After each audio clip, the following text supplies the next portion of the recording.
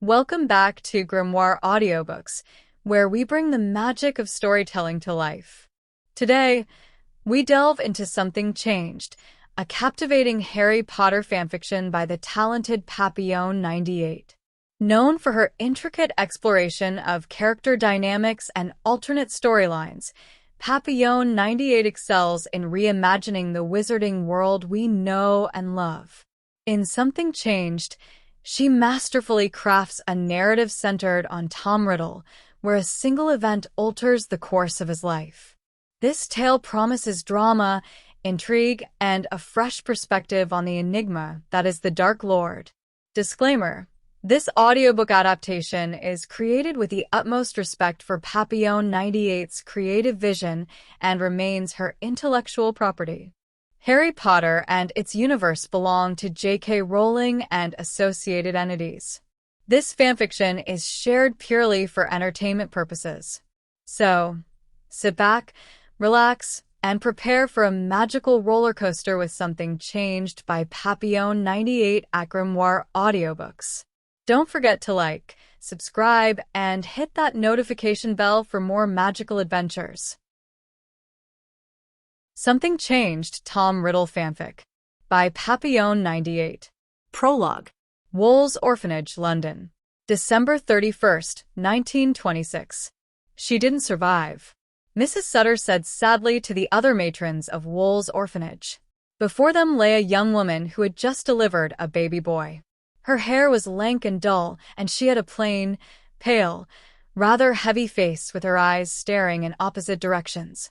She lived long enough to name her son Tom Marvolo Riddle. Tom after his father and Marvolo after her father. She told the matrons of the orphanage that she hoped he would get his father's looks. After that she breathed her last breath, and the boy became an orphan. One of the women took the newborn boy, who was unusually quiet. He didn't cry. He just opened his eyes and looked at his dead mother like he knew exactly what had happened.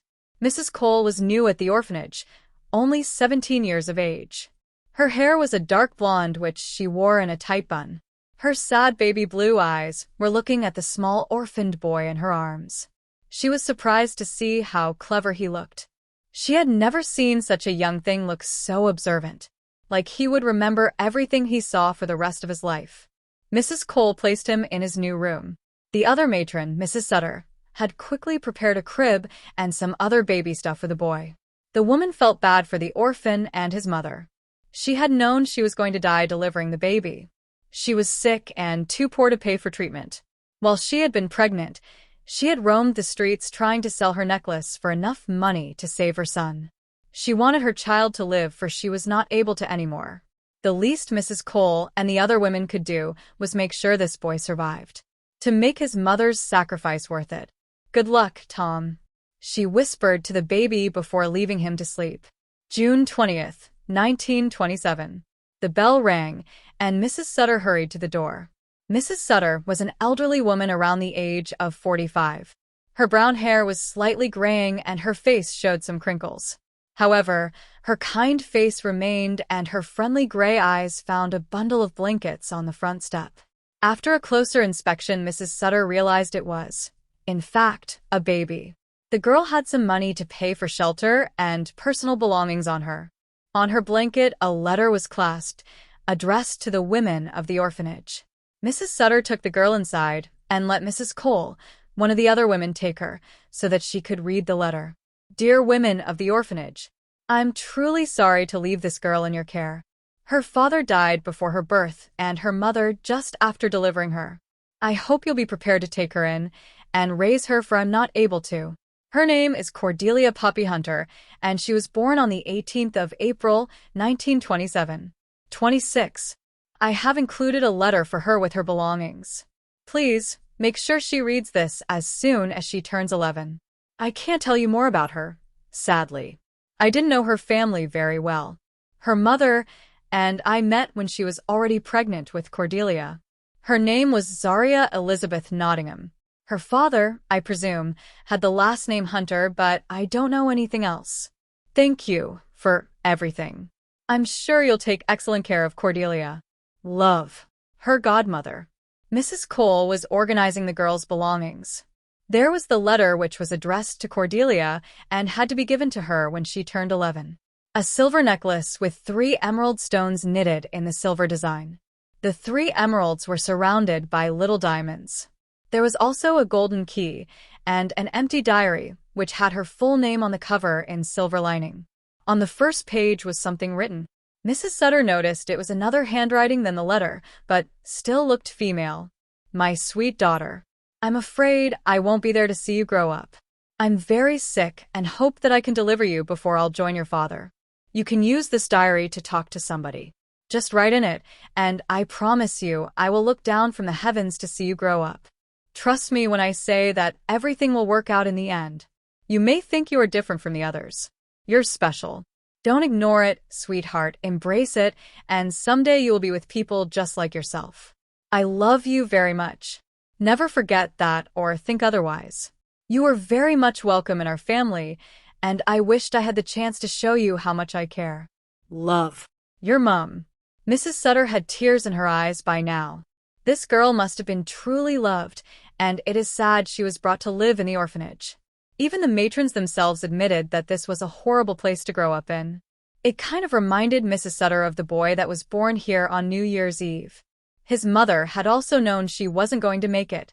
She picked the girl up as young Mrs. Cole took all of Cordelia's belongings and placed them in a box. The girl had been sleeping ever since they found her, and she was the cutest thing Mrs. Cole and Mrs. Sutter had ever seen. Even though she was still young, she already had reasonably long dark brown hair. It contrasted greatly with her pale face. She had red pouty lips and blushing cheeks. She is beautiful. She is. Mrs. Cole agreed as they headed for the girl's new room. Chapter 1. Wool's Orphanage, 1934. Cordelia opened her dark wooden wardrobe and took out her plain gray tunic. The children at the orphanage called it the sack because it had no figure whatsoever. The children didn't have many clothes. They had one gray tunic which was tattered and sewn together many times. It was their everyday wear. The girls had another black, a little bit nicer dress which was for Sundays and when they went out every summer. The boys had the same tunics every day but wore old breechers and a shirt on Sundays and summertime. Furthermore, they had a winter coat which never seemed to fit properly and an old and worn pair of shoes. That's it. That is every piece of clothing the orphans owned. It wasn't much, but it was enough to keep them alive. Mrs. Cole helped Cordelia braid her long, wavy, dark hair. Everyone at the orphanage loved the young girl, especially the women running it. She was almost 7 years old and loved playing with the other children. The women would describe her as lively, spontaneously, and carefree. She was always smiling and laughing. As soon as Mrs. Cole was done, she patted Cordelia's shoulder to signal she could stand up and left the little room belonging to the young girl. Cordelia looked out of the small window. It was the middle of a stern winter, and everything outside was covered in a thick blanket of snow. The sky was gray and cloudy, no sun was seen, and the streets of London were covered in the faintest of lights. It was even grimmer because of a cold, which seemed to put all of the inhabitants in a bad mood. Cordelia was grateful she didn't live on the street like most orphans, because she would have frozen to death. The streets of London were dangerous this time of year. It was cold in her little room. There was only one fireplace to keep all of the orphans warm in the winter, and it was situated downstairs in the living room. She opened her closet and took out her worn coat. It was a little too big for her, because it used to belong to an older girl in the orphanage. Cordelia didn't have enough money of her own to buy fitting clothes. She skipped down the stairs to where the other orphans had gathered and sat down beside her best friend Alice Hale. Alice had long red hair and chocolate brown eyes. Her baby face was covered in freckles, and she missed a front tooth, which was seen clearly when she beamed at her friend. "Do you want to play with the dolls?" "No, I'm sorry." Alice Cordelia, who missed several of her teeth as well, wasn't capable of speaking the name properly. "I was just Cordelia Slist. Going to speak to Tom," she added before running the other way. On the other side of the orphanage, a lonely boy was staring out of the window. He was born in the orphanage and had never left it for more than a few days. He had no idea what was out there. He had jet black hair that surrounded an already incredibly handsome, pale face. He had high cheekbones and dark-colored lips with the most enchanting dark eyes. They weren't brown nor were they blue. They just seemed to be a totally new color. Even though they were dark, they shone brighter than any other. The others were afraid of him. He was different. He was very reserved and didn't seem to have any emotions. The women of the orphanage often worried about him. He didn't have any friends, and he spent his time locked up in his room, reading every book the orphanage owned. There was only one person in the orphanage who seemed to get how the young boy felt. She was also different, could do the same things he could. They shared the ability to move things with their minds, make animals do whatever they wanted, make bad things happen to people who were mean to them. Cordelia and Tom spent most of their time together since the mere age of 4. Their lives were incredibly similar, although Cordelia was a lot more social. Tom. A silent voice came from the other side of the door. Yes. He didn't turn because he already knew who stood in the doorframe. MSSS. Sut, was 1ng, if you would come downstairs SSS to eat. Her childlike voice filled the cold room. They don't like me, he said without any emotion. Then make them like you, Tom. Her gentle voice was very different from his cold and distant one. Tom turned around and faced the beautiful girl with the dark brown hair and the deepest blue-colored eyes. Her pale face only showed color in her cheeks, which seemed to permanently blush, and her red lips. But her bright blue eyes had always fascinated Tom. They were like his, if you looked closely, very guarded. They held a lot of secrets, even though she tried to cover it with a gentle smile. I'll come, he said simply, and Cordelia took a step backwards so he could leave his room and enter the hallway where all the boys slept. They silently walked to the eating area. During breakfast, which it was, all of the orphans were in here waiting for the food. It was very loud and very crowded as every kid seemed to be screaming or yelling. Cordelia and Tom, who were both silent, stuck out like a sore thumb. Tom, Cordelia, here. Mrs. Sutter scooped some oatmeal on both their plates, and Cordelia grimaced.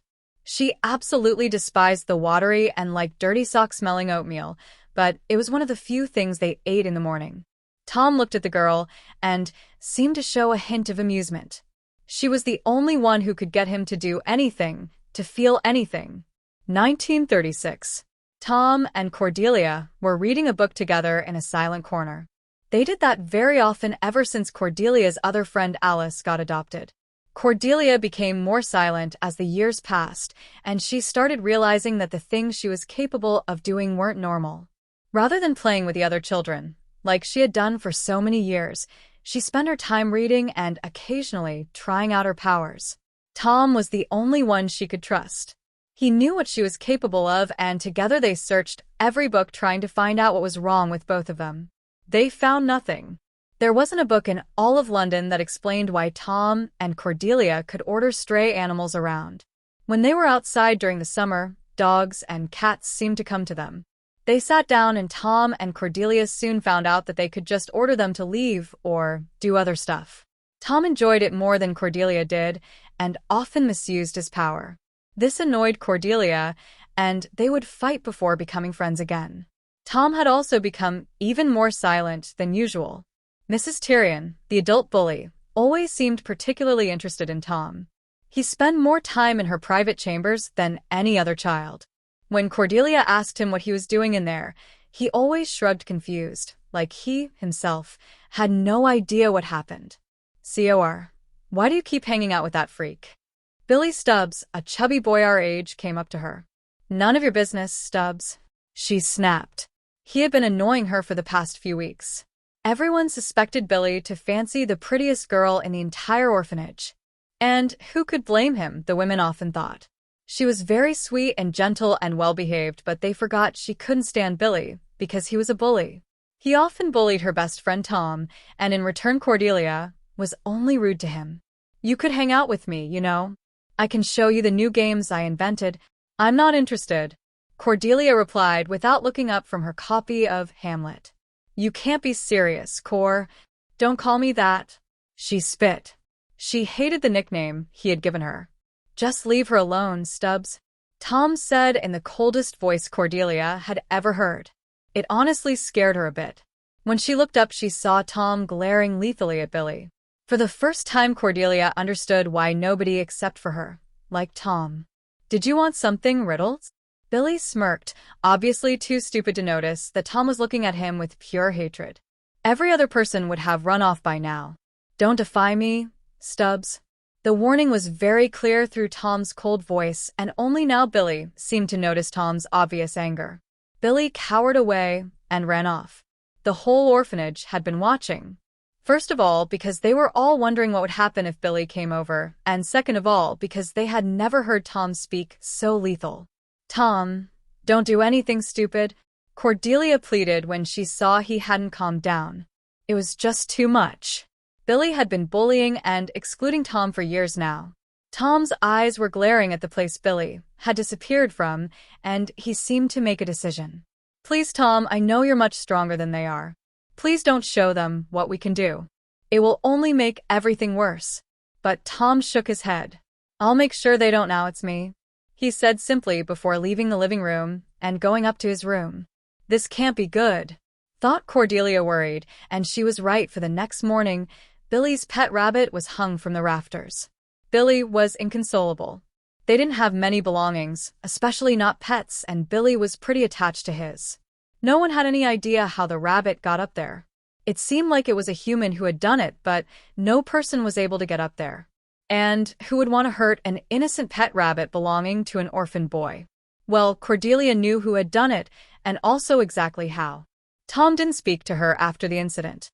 He spent his time locked away in his room with the occasional visits to Mrs. Tyrion's office. As she did every evening, Cordelia wrote in her diary. It was a navy-colored, leather-bound book and had her name engraved in it in a cursive, neat, silver handwriting. She read her mother's note on the first page almost every day, and it always comforted her to know that she had been wanted. She wrote in it every day with no fail. Her neat, Cully handwriting were already covering half of the pages, but Cordelia had the idea that the pages were never-ending. Her silver necklace was as usual, clasped around her neck, and the emerald green stones shone as brightly as they had done for years. When he looked closely at it, a symbol was engraved in the back of the silver. Cordelia never knew what it meant, but she guessed it was some kind of family crest or something. The key was in the box together with some of the things she had found over the years. The money she had been given when she was brought here was to feed and clothe her for as long as possible. It wasn't exactly her money to spend, but was given to the orphanage as payment. A knock sounded on her door a few weeks later. "Come in," she said, and sat up straight in case it was Mrs. Cole, who hated slouching. Tom walked in quietly and sat down beside Cordelia on the small, hard bed. "Who is it this time?" he asked her simply, like it wasn't the first time in weeks he had spoken to her.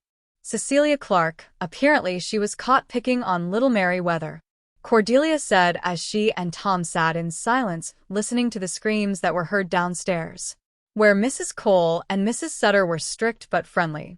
Mrs. Tyrion was harsh and punished the children with beatings. Cordelia truly hated her and always stayed as far away as possible from the woman. Mrs. Tyrion was in her mid-20s and incredibly pretty if she didn't scrunch up her nose in disgust like she normally did.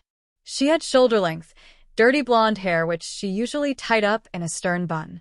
Her pale eyes were stunning but didn't seem to hold much wisdom.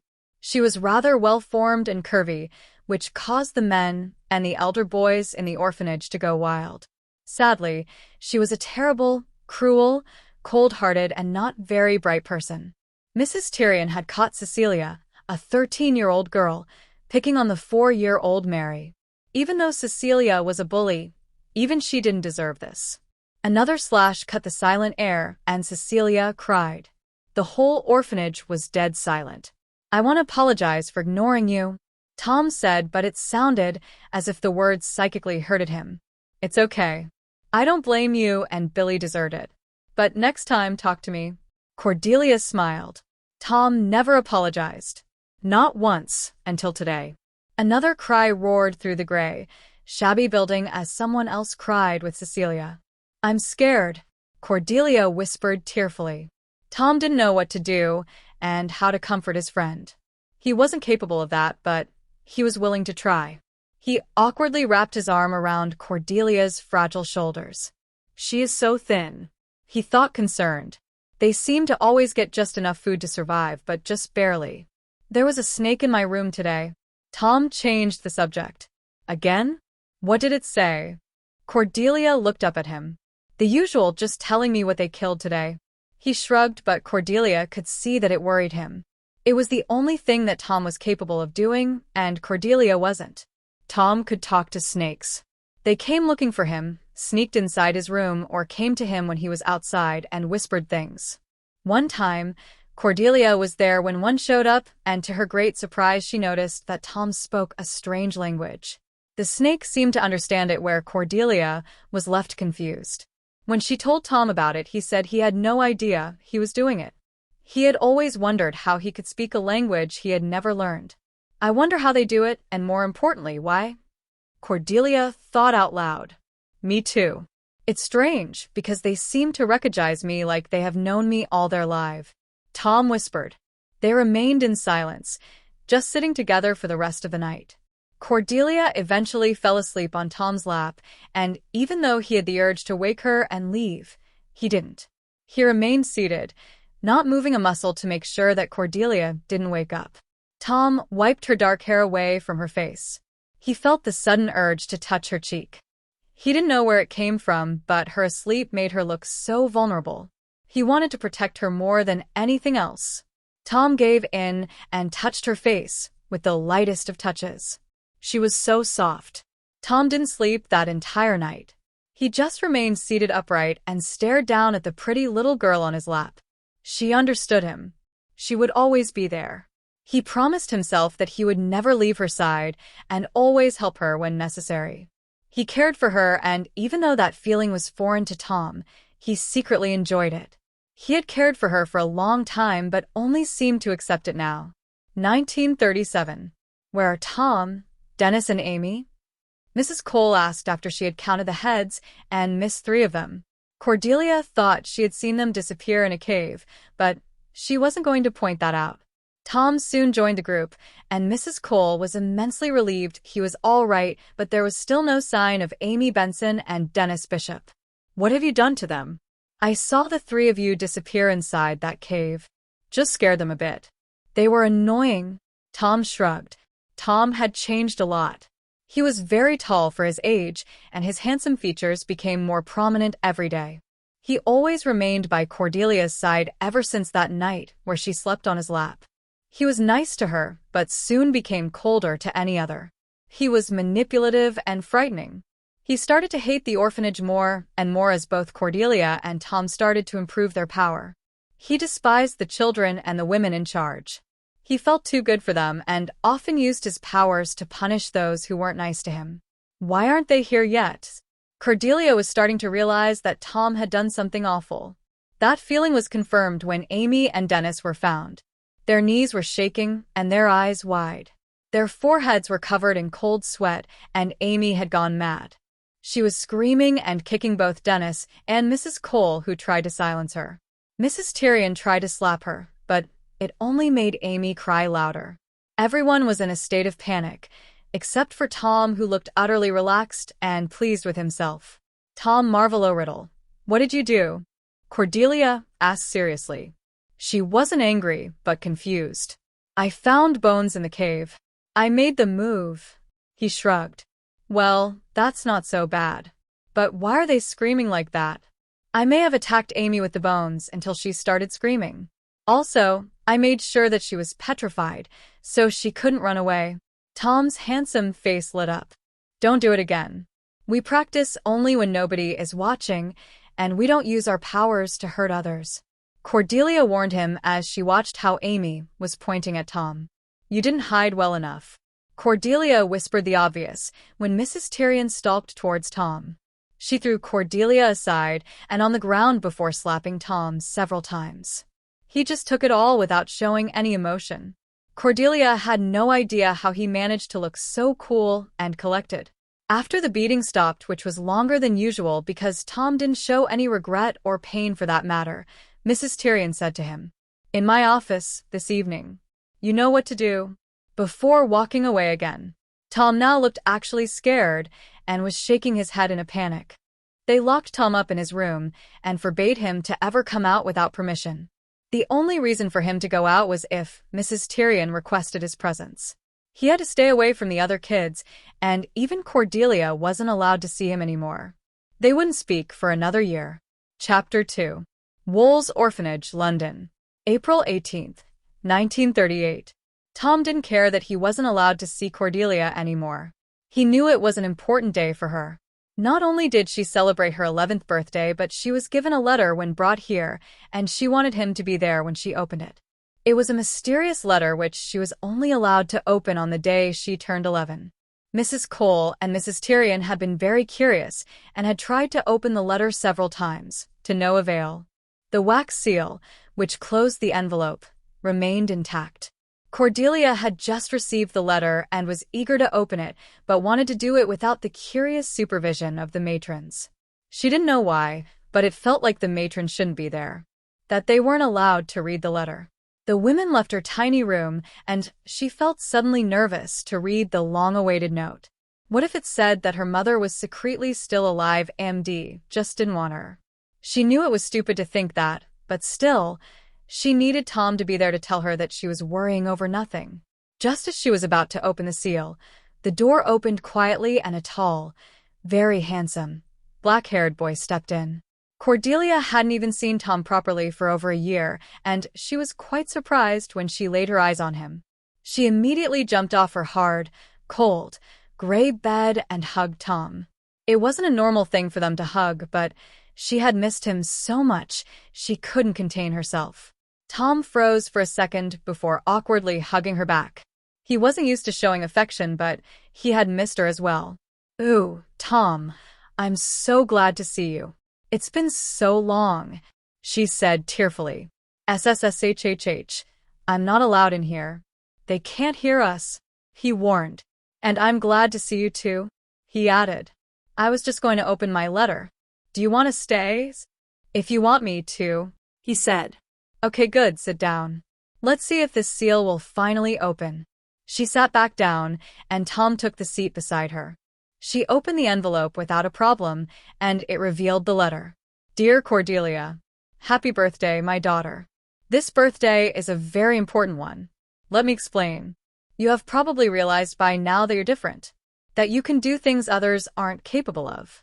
It is not unusual in our family, Cordelia. This may sound very strange and unbelievable, but you are a witch. Our family comes from a long line of witches and wizards. You may not believe me, or maybe you do, but it is very much true.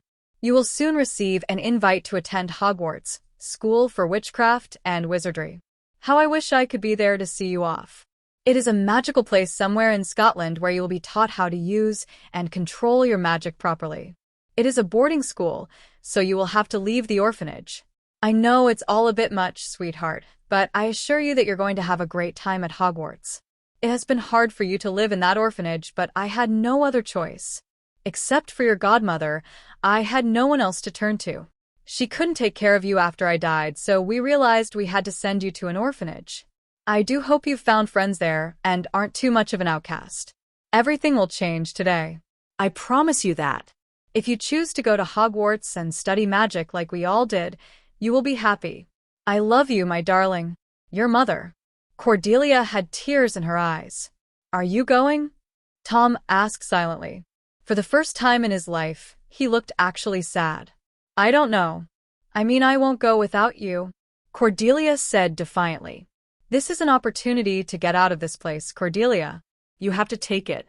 "I'll be fine," Tom assured her, but he looked incredibly heartbroken. Meanwhile, down on the street, a strange man with long auburn hair and beard walked up to the orphanage. He was drawing curious glances because of his flamboyantly cut suit of plum velvet. He passed through a set of iron gates into a bare courtyard that fronted a rather grim, square building surrounded by high railings. He mounted the few steps leading to the front door and knocked once. After a moment or two, the door opened by a scruffy girl wearing an apron. "Good afternoon. I have an appointment with a Mrs. Cole, who I believe is a matron here." Oh, said the bewildered-looking girl, taking in the strange man's eccentric appearance. Just a M.R.S. Cole. She bellowed over her shoulder. Mrs. Cole shouted something in response. The girl turned back to the man. Come in. She's on her way. The man stepped into the hallway tiled in black and white. The whole place was shabby, but spotlessly clean. And take the iodine upstairs to Martha. Billy Stubbs has been picking his scabs and Eric Wally's oozing all over his sheets, chicken pox on top of everything else. She said to nobody in particular. Her eyes fell on the man, and she stopped dead in her tracks, looking astonished. Good afternoon, said the man, holding out his hand. Mrs. Cole simply gaped. My name is Albus Dumbledore. I sent you a letter requesting an appointment, and you very kindly invited me here today. Mrs. Cole blinked. She was deciding if Albus Dumbledore wasn't an hallucination before she feebly said, Oh yes, well then you'd better come to my room. Yes. Mrs. Cole led Mr. Dumbledore into a small room that seemed part sitting room, part office. It was as shabby as the hallway and, as Mr. Dumbledore expected, the entire orphanage. I am here, as I told you in my letter, to discuss Tom Riddle and Cordelia Hunter to make arrangements for their futures, said Mr. Dumbledore. Are you family? No, I am a teacher, he replied. I have come to offer both of them a place at my school. What school is this, then? It is called Hogwarts. Mr. Dumbledore smiled. And how come you're interested in them? We believe they have qualities we are looking for. You mean they've won a scholarship? How can they have done? They've never been entered for one. Well, their names have been down for our school since birth. Who registered them? Their parents? There was no doubt that Mrs. Cole was an inconventionally sharp woman. Mr. Dumbledore took a stick out of his pocket and ticked it on a piece of perfectly blank paper from Mrs. Cole's desktop. Here, said Mr. Dumbledore, waving the wood once as he passed her the piece of paper. I think this will make everything clear. Mrs. Cole's eyes slid out of focus and back again as she gazed intently at the blank piece of paper for a moment. That seems perfectly in order, she said. May I offer you a glass of gin? Thank you very much, said Mr. Dumbledore beaming. Mrs. Cole poured both of them a generous measure before draining her own glass in one gulp, smacking her lips afterwards. I was wondering whether you could tell me anything of their history? Tom was born in this orphanage, am I correct? And Cordelia brought here at a young age. That's right. Cordelia was only 2 months old, and Tom's mother died here after giving birth, said Mrs. Cole, helping herself to more gin. I remember it clear as anything, because I'd just started here myself. New Year's Eve and bitter cold, snowing, you know. Nasty night. And this girl, not much older than I was myself at the time, came staggering up the front steps. Well, she wasn't the first. We took her in, and she had the baby within the hour. And she was dead in another hour. Mrs. Cole nodded impressively and took another generous gulp of gin. Did she say anything before she died? Asked Mr. Dumbledore. Anything about the boy's father, for instance? Now, as it happens, she did, said Mrs. Cole, who was rather enjoying herself now, with a gin in her hand and an eager audience for her story. I remember she said to me, I hope he looks like his papa, and I won't lie, she was right to hope it because she was no beauty, and then she told me he was to be named Tom, for his father, and Marvolo for her father. Yes, I know, funny name, isn't it? We wondered whether she came from a circus. And she said the boy's surname was to be Riddle. She died soon after that without another word. What happened then? Well, we named him just as she said. It seemed so important to the poor girl, but no Tom nor Marvolo nor any kind of Riddle ever came looking for him, nor any family at all, so he stayed at the orphanage, and he's been here ever since. And the girl, Cordelia? Oh, she is so sweet. She is perfect. We have been saying that since we first saw her. She was the cutest baby we had ever seen, and she grew up to be a stunning young girl. She is very outspoken. She will do very well at your school, although we're going to miss her here. Mrs. Cole finished sadly, taking another measure of gin. And her past? Her godmother left her here. We have no name of her, but we do know her mother's name was Zaria Elizabeth Nottingham. I'm sorry, did you say Zaria Nottingham? Mr. Dumbledore asked, perplexed. He could hardly believe it. Yes, why? Nothing. She is just familiar. Anyway, we don't know her father's name. The godmother only wrote in the letter attached to the blanket that the girl's name was Cordelia Poppyhunter and that she was born on the 18th of April. There was another letter that Cordelia was only allowed to open when she turned 11, which is today. Strange letter it was. None of us could open it. Must have been really tightly sealed. Mr. Dumbledore smiled a small knowing smile. They are funny kids, Mrs. Cole said after yet another glass of gin. Yes, replied Mr. Dumbledore. I thought they might be. Tom was a funny baby. He hardly ever cried, you know. And then when he got a little older, he was odd. Odd in what ways? Asked Mr. Dumbledore gently. Well, both of them. But Mrs. Cole pulled up short, and there was nothing blurry or vague about the inquisitorial glance she shot Mr. Dumbledore over her glass of gin. He's definitely got a place at your school, you say? Definitely, said Mr. Dumbledore. And nothing can change that. Nothing, he agreed.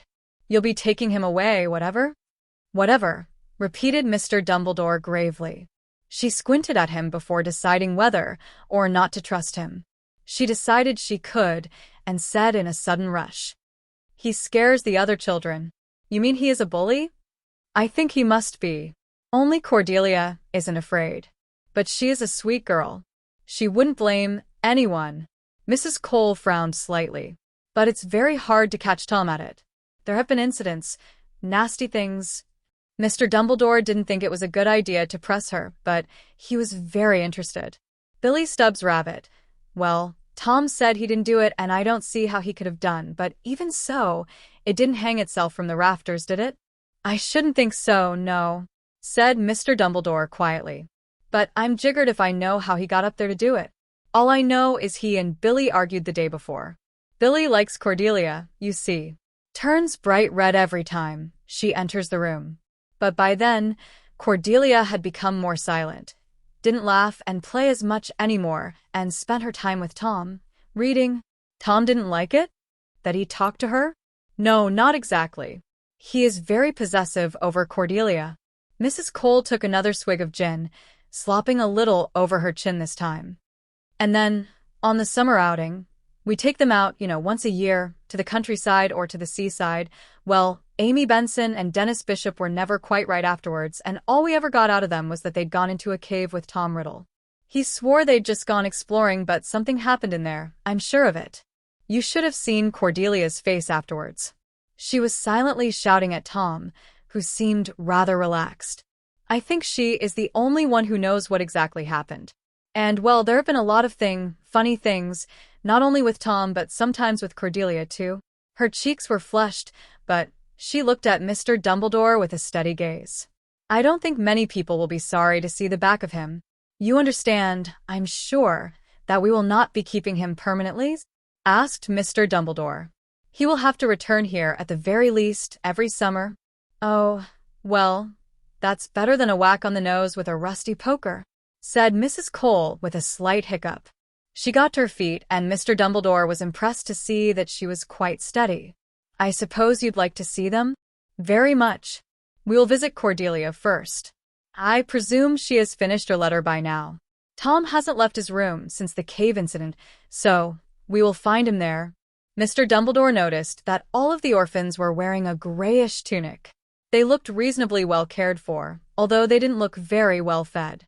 Here we are, said Mrs. Cole, as they turned off the second landing and stopped outside the 8th door in a long corridor.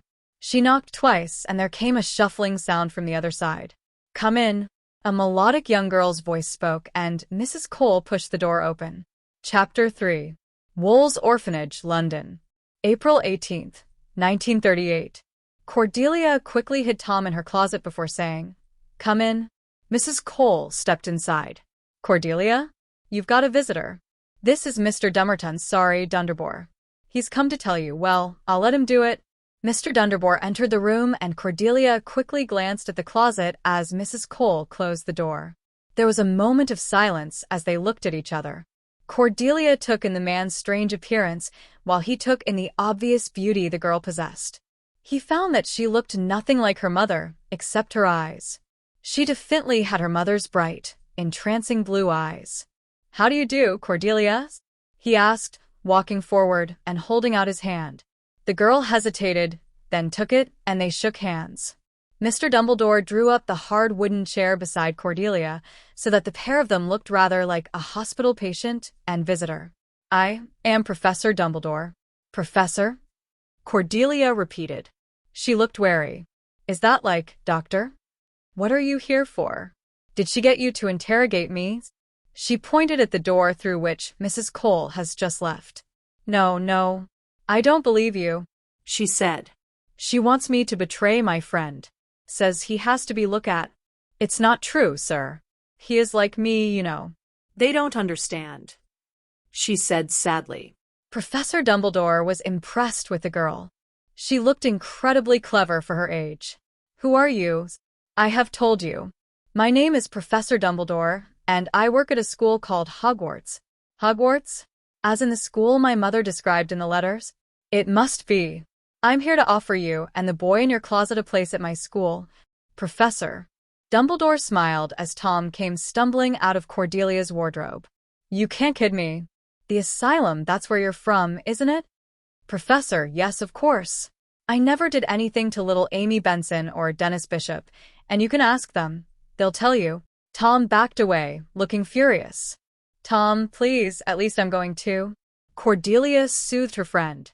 He untensed slightly and sat down next to her. "I'm sorry, sir, but ever since that day, almost a year ago, Tom has been forced to stay locked up in his room. He couldn't leave." "It's okay. I'm not from the asylum," said Professor Dumbledore patiently. "I am a teacher, and I shall tell you about Hogwarts. Of course, if you would rather not come to the school, nobody will force you." "I'd like to see them try," Tom sneered. "Hogwarts," Professor Dumbledore went on, as though he had not heard Tom's last words, "is a school for people with special abilities. It's a school for magic, isn't it, Professor?" Cordelia asked, excited, looking down at the letter she was still holding. "My mother told me." Tom had frozen, his face expressionless, but his eyes were flickering back and forth between each of Dumbledore's, as though trying to catch one of them lying. "Magic?" he repeated in a whisper. "That's right," said Professor Dumbledore. It's magic. What we can do?" "What is it that you can do?" Tom and Cordelia looked at each other. "All sorts, sir." Cordelia breathed, a flush of excitement rising to her cheeks. "We can make things move without touching them. We can make animals do what we want them to do without training them. We can make bad things happen to people who annoy us. We can make them hurt if we want to." Tom got up, looking as excited as Cordelia. His legs were trembling. He stumbled forward and sat down on the bed again, staring at his hands, his head bowed as though in prayer. "We knew we were different," he whispered to his own quivering fingers. "We knew we were special. Always, we've known there was something." "Well, you were quite right." Professor Dumbledore was no longer smiling but watching both children intently. "You are wizards." Tom lifted his head as Cordelia gasped. "Are you a wizard too, Professor?" she asked. "Yes, I am." "Prove it," said Tom at once. "Tell the truth," he said in a rather commanding voice. The voice Cordelia was used to, but hadn't heard in a long time. Professor Dumbledore raised his eyebrows. "If, as I take it, you're accepting your place at Hogwarts." "Of course I am," the children said together. "Then you will address me as Professor or Sir." Professor Dumbledore was now only watching Tom. His expression hardened for the most fleeting moment before he said, in an unrecognizable polite voice, "I'm sorry, sir. I meant, please, Professor, could you show me?" Professor Dumbledore took a piece of wood out of his pocket, pointed it at Cordelia's shabby wardrobe in the corner, and gave the wood a casual flick. The wardrobe burst in flames. The children jumped to their feet. They were both slightly enraged. All of Cordelia's possessions were in there. She had nothing else in this orphanage. The flames vanished, leaving the wardrobe completely undamaged.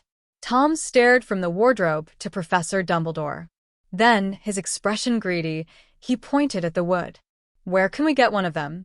"All in good time," said Professor Dumbledore. "Cordelia, I think there is something trying to get out of your wardrobe." And sure enough, a faint rattling could be heard from inside it. For the first time, Cordelia noticed that Tom looked frightened. "Open the door," said Professor Dumbledore. Cordelia hesitated, then crossed the room and threw open the wardrobe door. On the ground lay a coat where the rattling was coming from. It wasn't hers. She picked it up and took it out. Tom looked at the coat unnerved. "Is there anything in that coat that you ought not to have?" asked the professor. "Well, yes, the entire coat isn't mine," Cordelia answered, perplexed. "Empty the pockets." Cordelia did as told and tipped the contents onto her bed. There lay a yo-yo, a silver thimble, and a tarnished mouth organ. Once free of the coat, they stopped quivering and lay quite still upon the thin blankets. "You will return them to their owners with your apologies," the professor said calmly. "But—" Cordelia started to object but realized the man wasn't looking at her but at Tom. "I shall know whether it has been done. And be warned, thieving is not tolerated at Hogwarts, Mr. Riddle." Tom didn't look remotely abashed. He was still staring coldly and appraisingly at Professor Dumbledore. At last he said in a colorless voice, "Yes, sir." Cordelia gave Tom a disapproving glare. "At Hogwarts," the man went on, "we teach you not only to use magic, but to control it. You have, inadvertently, I am sure, been using your powers in a way that is neither taught nor tolerated at our school. You are not the first, nor will you be the last, to allow your magic to run away with you. But you should know that Hogwarts can expel students, and the Ministry of Magic, yes, there is a ministry, will punish lawbreakers still more severely. All new wizards must accept that, in entering our world, they abide our laws." "Yes, sir," Tom and Cordelia replied together again. Cordelia watched Tom. It was impossible to tell what he was thinking. His handsome face remained quite blank as he put the little cache of stolen objects back in his coat. When he had finished, he turned to Professor Dumbledore and said baldly, "I haven't got any money." "That's easily remedied," said Dumbledore, drawing a leather money pouch from his pocket. "There is a fund at Hogwarts for those who require assistance to buy books and robes. You might have to buy some of your spellbooks and so on secondhand, but—" "What about me?" "I don't have any money either, sir," Cordelia said after she had watched Dumbledore only give Tom money. "You don't need a fund. Have you received a key?" Yes, wait," she replied as she got up to search her wardrobe once again. She found her box and got out the golden key. "You come from a rich family. You have inherited all of their money after your parents died. With that key you have to go to the wizarding bank called Gringotts, hand it to them, and tell them your name. They will show you your vault, and you can get some money from there." Cordelia breathed in amazement. She was rich. She actually had money of her own? "Where do you buy spellbooks?" Tom interrupted, while examining some golden coin. "In Diagon Alley," said the professor. "I have a list of books and school equipment with me. I can help you find everything." "You're coming with us?" Cordelia asked excitedly. "Certainly, if you—" "We don't need you," Tom interrupted. "We are used to doing things ourselves. I go round London on my own all the time.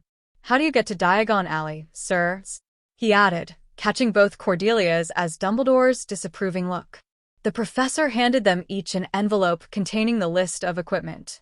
He told the children exactly how to get to the Leaky Cauldron, a wizarding pub which was situated in London. You will be able to see it, although muggles around you, non-magical people, that is, will not. Ask for Tom the barman, easy enough to remember, as he shares your name. Tom gave an irritable twitch, as though trying to displace an irksome fly. Cordelia nudged him in the ribs. "You dislike the name Tom?" "There are a lot of Toms," the boy muttered. Then, as though he could not suppress the question, as though it burst from him in spite of himself, he asked, "Was my father a wizard?" "He was called Tom Riddle too, they've told me." "I'm afraid I don't know," said the professor with a gentle voice. "My mother can't have been magic, or she wouldn't have died," said Tom, more to himself than the others. "It must have been him." I don't know, I'm sorry, Tom.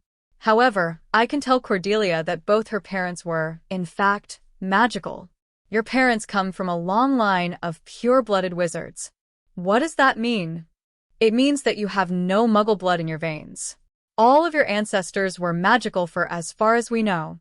Your father I do not know much about. Your mother, however, was a very bright witch. She went to Hogwarts as well almost 30 years ago.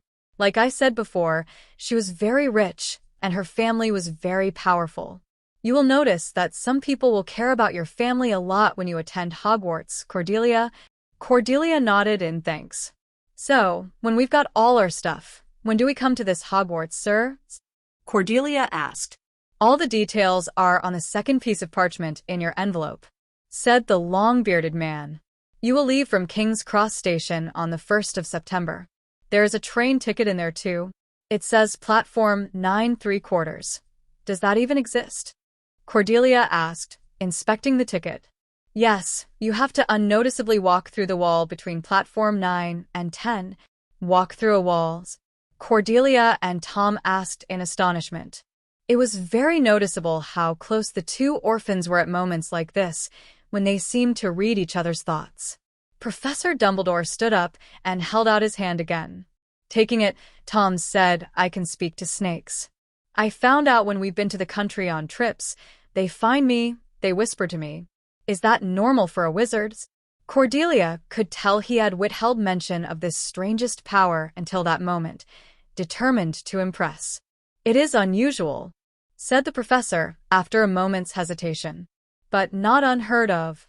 His tone was casual, but his eyes moved over Tom's face. They stood there for a moment, staring at each other. Then the handshake was broken, and Dumbledore shook Cordelia's hand. I don't speak to snakes, thankfully. She smiled. Dumbledore smiled back, but still seemed wary of the girl's best friend. Goodbye, both of you. I shall see you at Hogwarts. And before the children knew it, the man had disappeared again, leaving them behind with the best news they had heard in years. Chapter 4. Diagon Alley, London. July 1st, 1938. So, how do you normally sneak out of here? Cordelia asked Tom, clutching the envelope to her chest under her coat. It contained the ticket to the Hogwarts Express and the book list, even though Tom and Cordelia had memorized it by heart. Follow me, he ordered her before sneaking around the corner where Mrs. Tyrion was seated. They couldn't risk telling anyone that they were going shopping for school because the matrons would want to accompany them, and that may not be such a good idea. Cordelia didn't know how they managed to escape the orphanage without being seen, but they did. She did, however, expect it had something to do with Tom using his magic. It was a hot summer, and they only used their coats to hide the gray tunics of the orphanage they were wearing. The streets were busy with people like usual in the summer. There was the milkman and some police officer talking down the street. The headlines on the papers all said the same thing. A war is coming. Apparently things had been brewing in Germany ever since the Great War a few years back. They lost a lot of ground, money, and armies and were really poor. It was currently big news in the non-magical world. Cordelia wondered if wizards worried about the upcoming war too. The two orphans walked towards the magical pub, which wasn't too far away since the orphanage was situated in the middle of London. Look, it is a new car. Cordelia pointed at one of the few cars that drove down the streets. People were poor, but still tried to buy the new way of transport. Yeah, the owner must be rich, like you. Tom grumbled, hurrying forward. Are you jealous that I do know that my parents were wizards? It still hurts, you know. My mom died of an illness too, just like yours did. She should have saved herself. Cordelia balled her tiny fists and looked down at the ground. Tom stopped in front of her and turned around. I didn't mean it like that, Cordelia, he said apologetically, his normally cold voice surprisingly pleasant. It's okay. I can lend you some money too if you want. If I'm really as rich as the professor said, then we can buy both our supplies. No, that's okay, Tom said as he began walking again.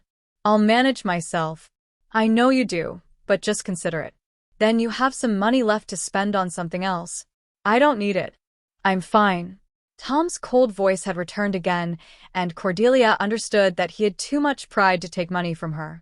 He always wanted to do things on his own and almost never asked Cordelia for help. When he did, however, Cordelia couldn't contain her excitement. They reached the alley where the leaky cauldron was supposed to be, but they didn't see any magical-looking pub. People were walking past the children, not once wondering why they were alone in the streets of London. They were too busy with their own lives to care about them. It was something both Tom and Cordelia realized a long time ago. No one actually cared for them, as they were just poor orphans with no future. The children could only trust themselves and each other. You see that? There are 2 pubs in this street. One is looked at by the Muggles, and one is completely ignored, Tom said excitedly, pointing at both shabby-looking places. The ignored pub was nested between a Muggle bookstore and some antique shop.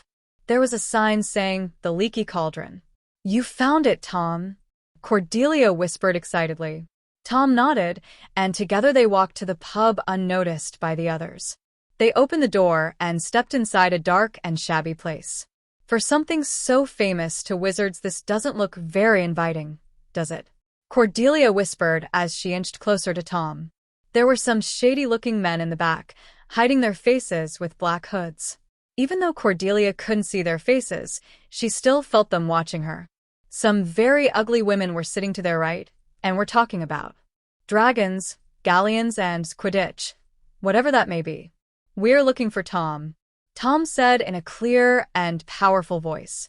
"That is me. What do you need?" A man got up from behind the bar and looked at the children curiously. "We're looking for the entrance to Diagon Alley," Cordelia said with the same clear voice as Tom had used. "What are your names?"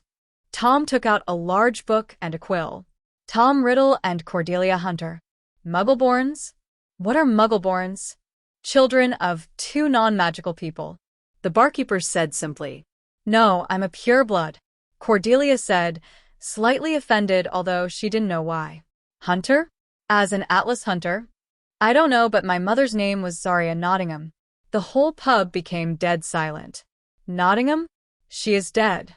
"Yes, died a few weeks after I was born." "What does that have to do with anything?" "Nothing. Let me show you to Diagon Alley." Tom the barkeeper was very mysterious and didn't look at the children as he walked to the back. The whole pub stared after them, and no one spoke until the children had disappeared. "That was weird," Tom whispered in my ear. Cordelia hummed in agreement. She became more and more curious to know who her mother was, seeing as the whole wizarding world seemed to know her name. "Here you go," the older Tom said as he tapped the bricks of a wall in the small courtyard behind the pub. The wall opened, and behind it lay the most peculiar place the children had ever seen. There were many eccentric people walking alongside each other, most in long robes. There were children and adults all bursting with excitement as they looked at the different stores. "Children, welcome to Diagon Alley," the elder Tom said enthusiastically. "Whoa." The 2 children breathed impressed. They were trying to take it all in at once, but it was impossible. There were just too many new things to see. There is Ollivander's, the wand maker. There is the bookshop, Madame Leonore for your robes, the apothecary, and the wizarding bank Gringotts, the white building over there. Tom left without another word and went back inside. "What are we waiting for? Let's go." Cordelia was almost running through the hole in the wall and entered the biggest wizarding shopping street in England. "I have to get my money there first." Cordelia pointed at the large, white building of Gringotts. "Okay," Tom said simply, but he was staring at Ollivander's. The 2 young friends entered the building and both cowered back slightly when they saw what run the bank. "What are those?" Cordelia asked, looking at the tiny, weird-looking creatures behind the counters. They were counting money or writing in large books, but they all had the same frightening face. They didn't seem to be able to not frown or glare at the clients. Excuse me?" Cordelia cleared her throat. "I am here to open my vault." "Key?" the creature asked, and Cordelia searched her coat for the golden key. She handed it to the small creature, and he looked at it. What's your name, girls?" "Cordelia Hunter, sir." "Okay, follow me," he replied, giving her back the key. He showed them to a small chamber behind the counter. Before you can collect your money, we need to put you in our books as the new heir of both the Nottingham as the Hunter fortune. The thing drilled like he had memorized every word. What is your full name? Cordelia Poppy Hunter. Date of births: April 18th, 1927. Mother's full name? Zaria Elizabeth Nottingham. Father's full name? I don't know, sir. The tiny creature looked up in annoyance before he wrote something down anyways.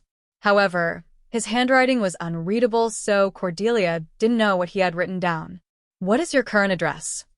Wool's Orphanage, Muggle, London. Okay, we've got all the information we need. We just need to be sure that you are indeed this person before we will show you the vault. Why? The money you have inherited is not a small fortune, Miss Hunter. It is worth several of our biggest vaults. What? That much? Yes. Now I need you to place your right hand on this platform. The platform was flat and was coated with a soft and flexible silver material. As soon as Cordelia placed her hand on it, she felt the material surround her hand completely until she was stuck. The material around her hand heated up slightly, and a bright white light was coming from it. It started to loosen again, and Cordelia was able to remove her hand. Cordelia Poppy Hunter, you now officially own Vault 81, 1067, 345, and 58. Also, you inherited the Hunter Mansion and the Nottingham Manor, but you will only be able to gain the addresses when you turn 17. I've inherited an entire house. A mansion, and not one but two. The ugly thing corrected as he led the children away from the small office and into a cart. Hold on tight, he said, but barely gave them time to clamp the railing before the cart went fast forward. Tom and Cordelia had never felt this nauseous. The whole thing shook and twirled through the cave-like spaces. They went deep into the bank. The marble and luxury tiles that decorated the entrance were replaced with nothing more than damp rocks, and they entered a cave-like space full of doors in the walls. The farther they went in, the darker it became. The children also noticed that the vaults became larger and better guarded. Vault 81, the largest Nottingham vault, the creature said, and got out. Tom and Cordelia had some trouble finding their footing as they followed it. Not only was it slippery, but their heads were spinning from the ride, and not in a pleasant way. The creature held out his hand for the key once more, and Cordelia gave it to him. He put the key inside the keyhole and held his hand against the vault where the same silvery material appeared to eat his hand. This time the light was green, and the goblin turned the key and opened the vault, allowing Cordelia to enter. Inside was the largest pile of gold that the children had ever seen. Cordelia had never expected the vault to be filled with gold from top to bottom. She doubted if there could fit any more money in there. This can't be the right vault. She breathed, confused. It is, miss. What are those silver coins? Sickles. There are 17 sickles in a galleon, the golden coin, and 29 nuts in a sickle. So a galleon's is worth pretty much? Yes, the creature said, irritated. How much money do I need to buy everything I need for schools? If you buy everything new, which you obviously can, I would say 50 galleons is more than enough. You probably have around 15 galleons left to take to school. Okay, thank you, Cordelia answered as she took a small pouch from the creature and started filling it with a bit of everything. Tom's face was showing his amazement as he watched the incredibly large vault. For some reason, he wasn't jealous. He was actually happy for Cordelia that she had a future.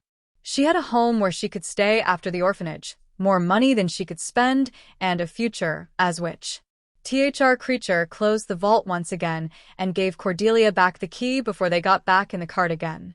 Before we leave, may I ask a very inappropriate question? Cordelia asked the creature, blushing. My name is Ihawk, and I'm what they call a goblin, he said, rolling his eyes because apparently Cordelia wasn't the first to ask the question. Well, thank you for your help, Ihawk, she replied politely before taking Tom's hand and pulling him outside into the fresh air. Let's go get our wands first.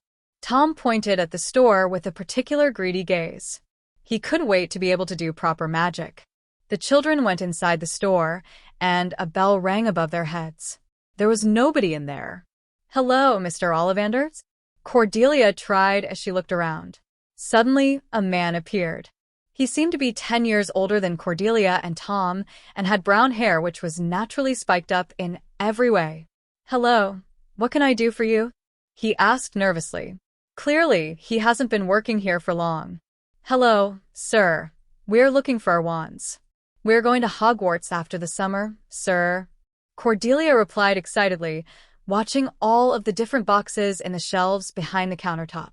Mr. Ollivander's eyes lit up, and he took a magical tape to measure the children's arm length, shoulder to floor, finger to wrist, head to toe.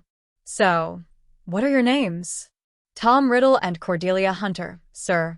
"Well, nice to meet you," he replied absent-mindedly as he started pulling boxes out of shelves, shaking his head and placing them back. He said before he disappeared to the back of the store. Tom looked incredibly annoyed by the man's appearance and behavior, but didn't comment on it. A few minutes later, Mr. Ollivander appeared again, carrying a lot of boxes in his arms. "Okay, you're first, Mr. Riddle." Mr. Ollivander handed Tom a wand. Tom stared at it with fascination. It was one of the things Cordelia admired about Tom. He could be so fascinated with something that he attempted to find out everything there is to know about the item or person. He usually succeeded. "Well, give it a flick," Ollivander ushered.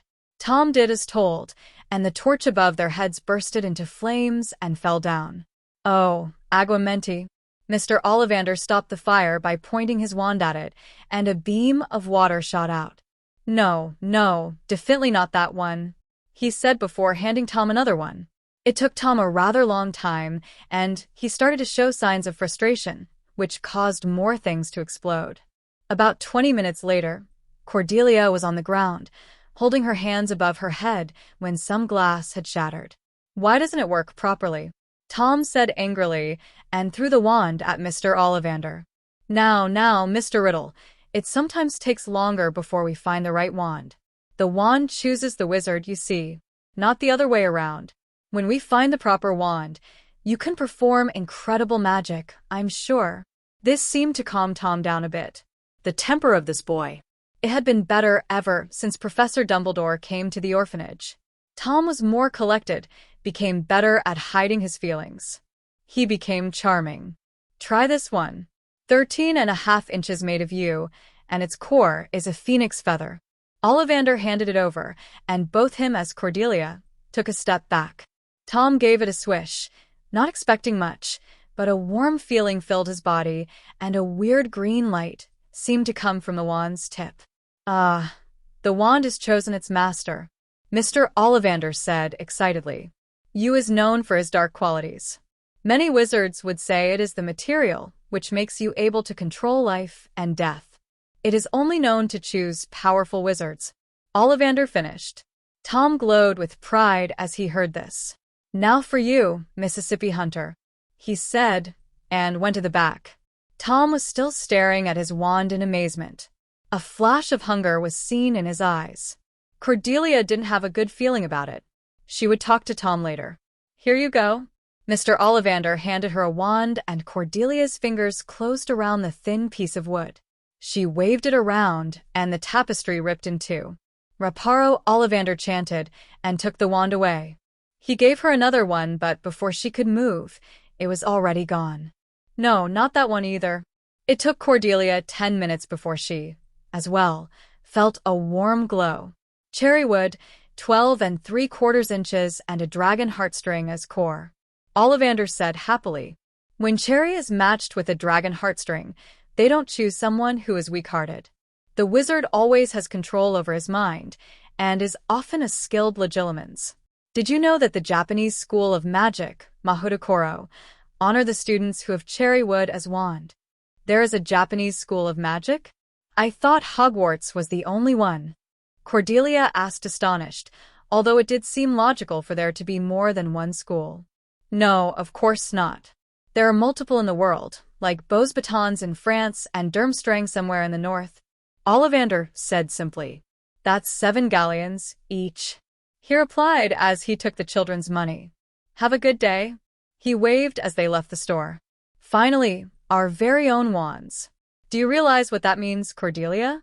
We are real wizards now. Please don't tell me you're planning on using it on the others.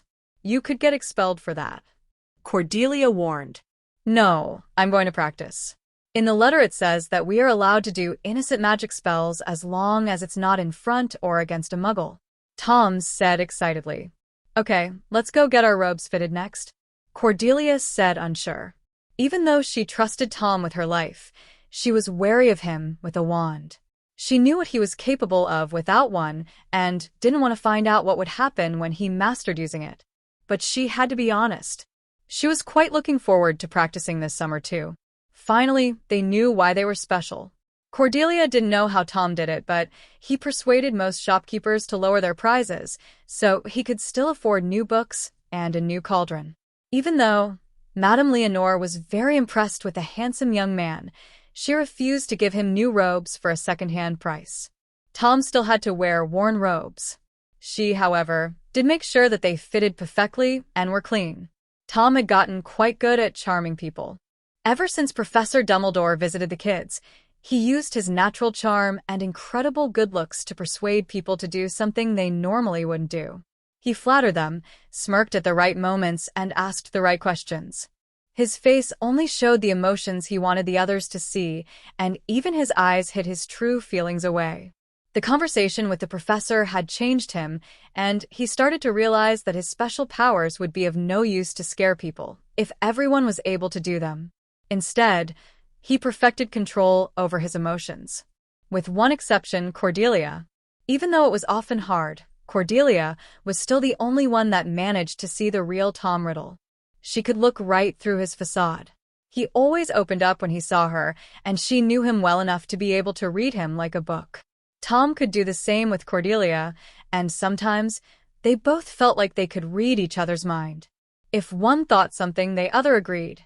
They also started to get flashes of the thoughts and memories of other people.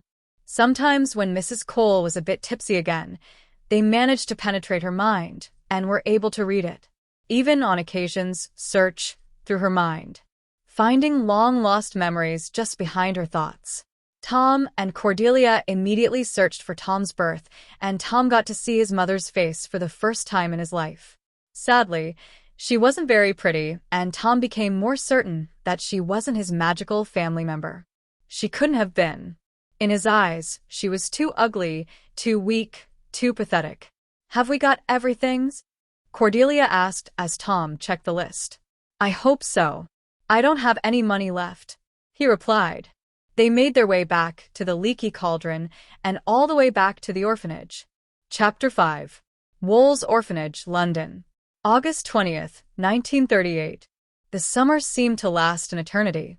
They had their usual seaside outing, but neither Cordelia nor Tom did something out of the ordinary. They were too afraid. If they did something wrong now, maybe the matrons wouldn't let them leave. They knew that was unlikely because the entire orphanage was scared of Tom and wary of Cordelia. They would be pleased to see them leave, maybe even more so if they did something stupid again. It was a Sunday, and Cordelia was preparing for church. It seemed foolish to pray to a god, while she knew that he must have been a wizard too. Just a wizard who showed his powers to muggles and became a god because of it. Cordelia took out her black Sunday dress and braided her hair. Everyone dressed? Let's go, she heard Mrs. Cole shout. Cordelia stepped out of her little gray room and joined the other children as they made their way downstairs. It was always dead silent on a Sunday because the prospect of listening to someone on a hard bench all morning didn't particularly excite anyone.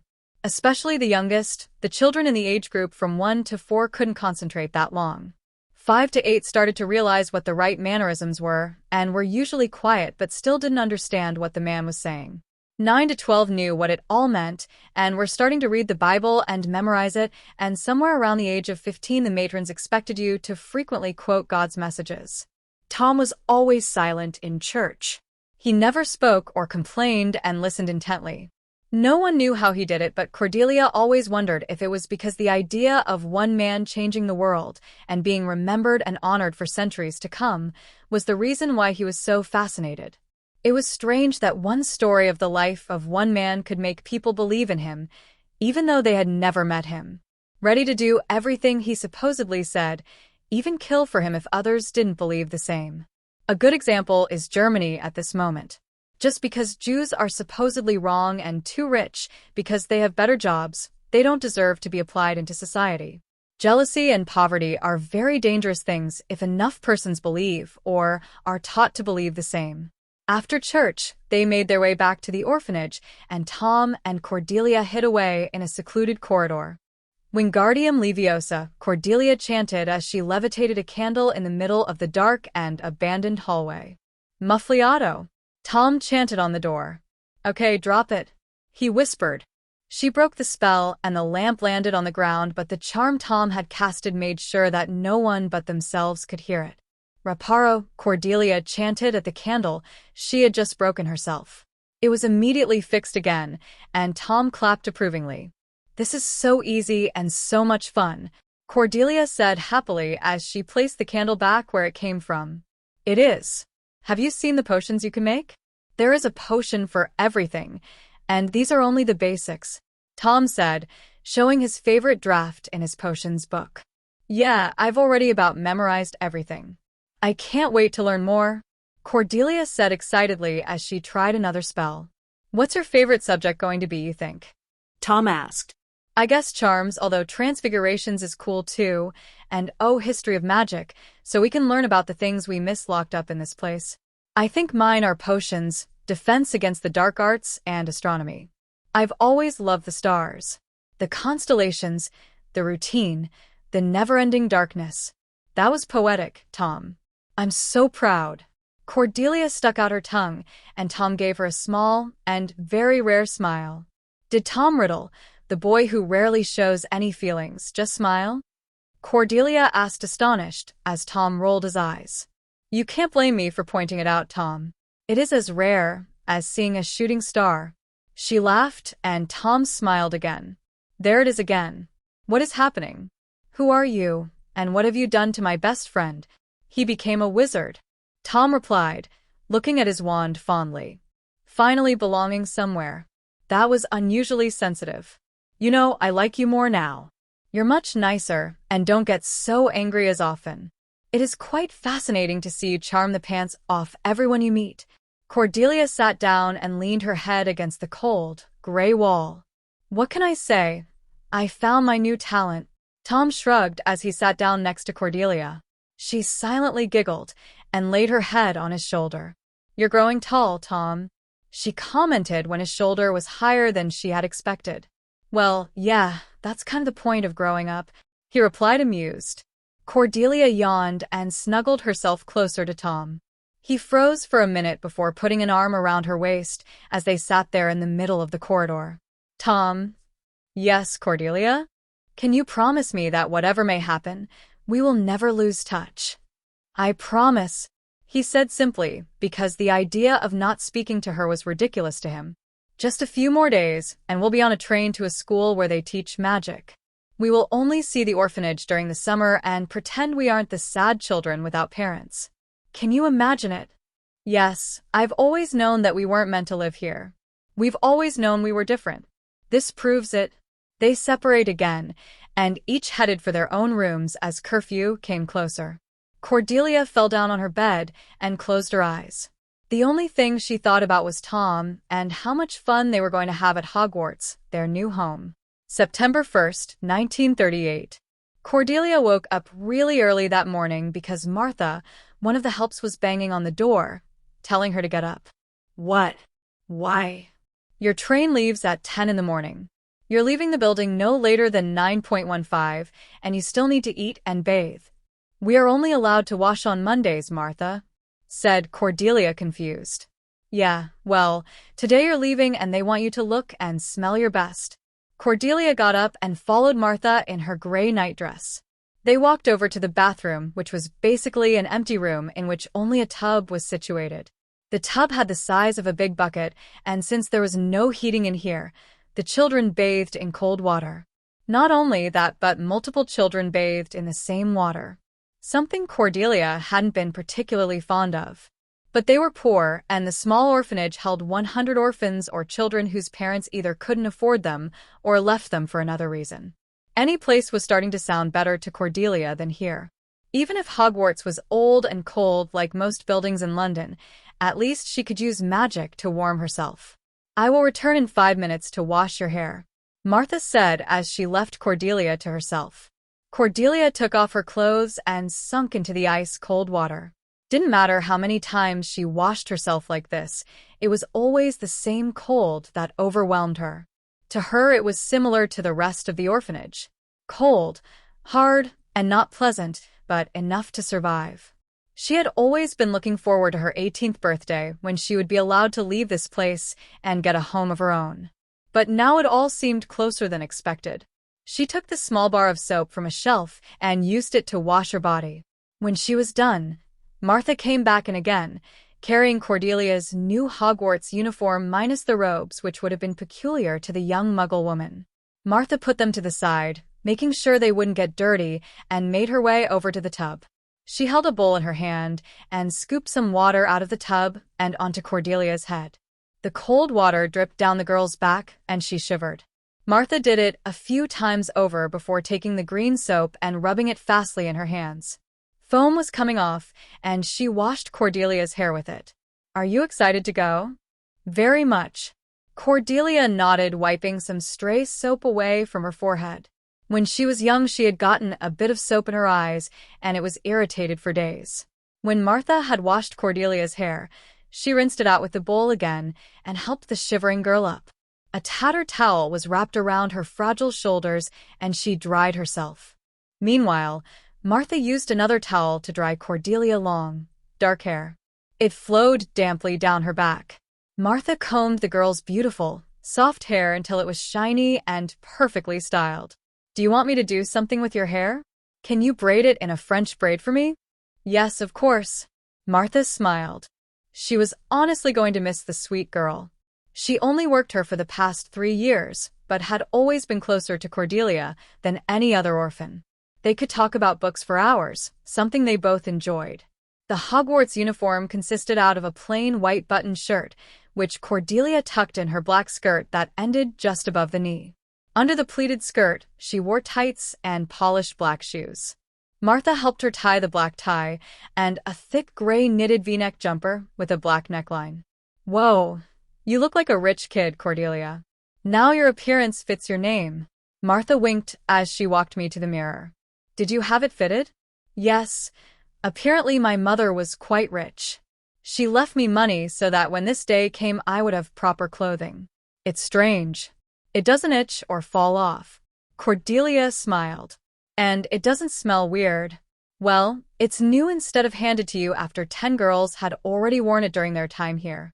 "That is most certainly an improvement." Martha laughed. Cordelia stepped away from the mirror, and Martha handed her the old gray tunic. "You can leave it in your room if you want. I don't suppose you will be needing it there. And that way you won't lose it until you return next summer." "I shall keep it in my wardrobe." Cordelia nodded. "Good morning, Cordelia." Tom came walking confidently towards them. He was wearing the same uniform as Cordelia, but instead of a skirt, he wore gray trousers. He also had a gray pocketed blazer over his gray jumper. "You look dashing, Tom," Martha complimented. "Thanks, Martha." "Cordelia, did you pack everything yet?" "Yes, I was just returning this to my room and get the suitcase downstairs." "Let me help you," he answered, and we left Martha to wake the other kids up. "This is a whole lot better than the other clothes," Tom commented. "I know. This fits and doesn't itch." She laughed. "Indeed. Here we are." He stopped in front of Cordelia's door, and she opened it. Placing the tunic neatly folded on her bed, she checked her large Hogwarts trunk one last time. "I've got everything," she breathed, suddenly very nervous. What if they didn't like her there? Would she be treated as badly as they did here? With Tom's help, Cordelia lifted the suitcase down the stairs. They could have just levitated it, but the others were waking up, and they couldn't risk it. Besides, a trunk was a lot heavier than a candle. They sat down for breakfast. Looking at the clock, it was only 7:30, so Cordelia had enough time to finish breakfast and saying goodbye to the others. She may not like stern Mrs. Cole and hated violent Mrs. Tyrion, but kind Mrs. Sutter and young Martha she would surely miss. When they had almost finished their last breakfast, the other orphans entered the room. They all paused as Tom and Cordelia got up, inspecting the uniforms they were wearing. "What are you two wearing?" Cecilia Clark asked, rather rudely. "Haven't they told you?" Cordelia answered in the same rude tone. "We have been accepted into a boarding school. These are our new uniforms. We leave today." "A boarding school? Oh, please." Cecilia scoffed. "It's probably just a place for people with mental illnesses to go to." "No, actually, Cecilia. It is quite an expensive school somewhere in Scotland. Only about 1,600 kids are allowed to attend over the course of 7 years. Martha walked into the room and looked at the 15-year-old Cecilia sternly. "I thought we told you to be polite." "Sorry, Martha. It's just hard to believe that they're allowed to go, and we are not. I mean, they are weird. They're special. That's why the school wants them. They are looking for children with special talents." Mrs. Cole joined the conversation, smiling kindly up at the two leaving children. Probably glad they were leaving. "You can say goodbye now. Your taxi will be here in a half-hour," she told us. "Goodbye, Mrs. Cole. Thank you for taking care of us all these years." Cordelia hugged the woman. Next, Cordelia said goodbye to Mrs. Tyrion coldly. Mrs. Sutter did get a hug, and she kissed Cordelia on the cheek and wished her good luck. Martha was next, and the two promised to see each other again next summer. Cordelia said goodbye to a few children she hung out with over the years, and then joined Tom, who had been waiting for her, not bothering to say goodbye to anyone. He was standing in the entrance hall, looking emotionless, as he was going to leave the only home he had ever known. Although Cordelia had seen him talk to Mrs. Tyrion for a moment, and she warned him about something. "Goodbye, everybody." Cordelia waved as she took her suitcase and dragged it outside and into the taxicab. They didn't speak about today in the taxi, because they were afraid the driver would hear strange things like platform 9 3/4 and wizarding school. They got out and paid the driver before he helped them to lift their trunks on some trolleys. The children said goodbye to the driver and turned their backs to London and entered the train station. Platform 1, 2, 3, 4, 5, 6, 7, 8, 9. "This should be it," Tom said, uncertain, checking the very impenetrable brick wall. "Filthy Muggle scum. Keep up, boy." A tall and bulky man with platinum blonde hair passed the children and pushed a boy their age forth. The boy had platinum blonde hair like his father, a pale skin and gray eyes. He was rather handsome, but no boy could compare to Tom in Cordelia's opinion. "Excuse me, can you tell us how to get on the platform?" Tom asked the man. "Don't you have parents to do it for me?" The man snapped rudely. "Our parents are dead, sir," Tom replied without any emotion. Suddenly, the woman looked at Cordelia and noticed the green stone hanging around her neck. She nudged her husband and whispered something in his ear. "Okay, fine, you walk through that wall, but try to do it unnoticed," the man said, still rather rudely, but he was now watching Cordelia intently too. "Before you go, may we ask your names?" "Cordelia Hunter and Tom Riddle, sir," Tom replied. "Hunter? As an Atlas hunter? That must be. You look exactly like him." "You knew him?" Cordelia asked.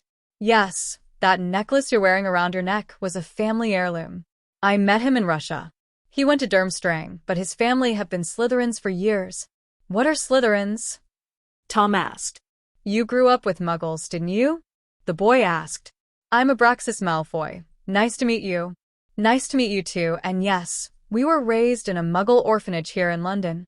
"Well, Slytherin is one of the 4 houses in which you can get sorted. People who are cunning, resourceful, sly, and ambitious get sorted there. Ravenclaw is characterized by its wit, wisdom, and desire to learn. The other 2 houses aren't worth being sorted in. You have Gryffindor, which is supposed to be for the brave, chivalrous, determinate, and daring. But they really are just a bunch of uncivilized, loud know-it-alls. And lastly, Hufflepuff for the loyal, hardworking, patient, and fair play. You are sorted there when you don't fit in anywhere else." Abraxas smirked. "The train is leaving in 10 minutes. You better go through the wall and find a seat. It was good to meet you, Tom. And especially you, Cordelia. Your father was an important man." The woman smiled. Tom didn't wait any longer and disappeared through the wall, quickly followed by Cordelia and later Abraxas and his family. The children left their luggage with the rest and boarded the train. They sat down in an empty compartment. Abraxas Malfoy later joined them and brought two of his friends, William Lestrange and Xavier Avery. The whole train ride, the three of them told Cordelia and Tom everything about the magical world.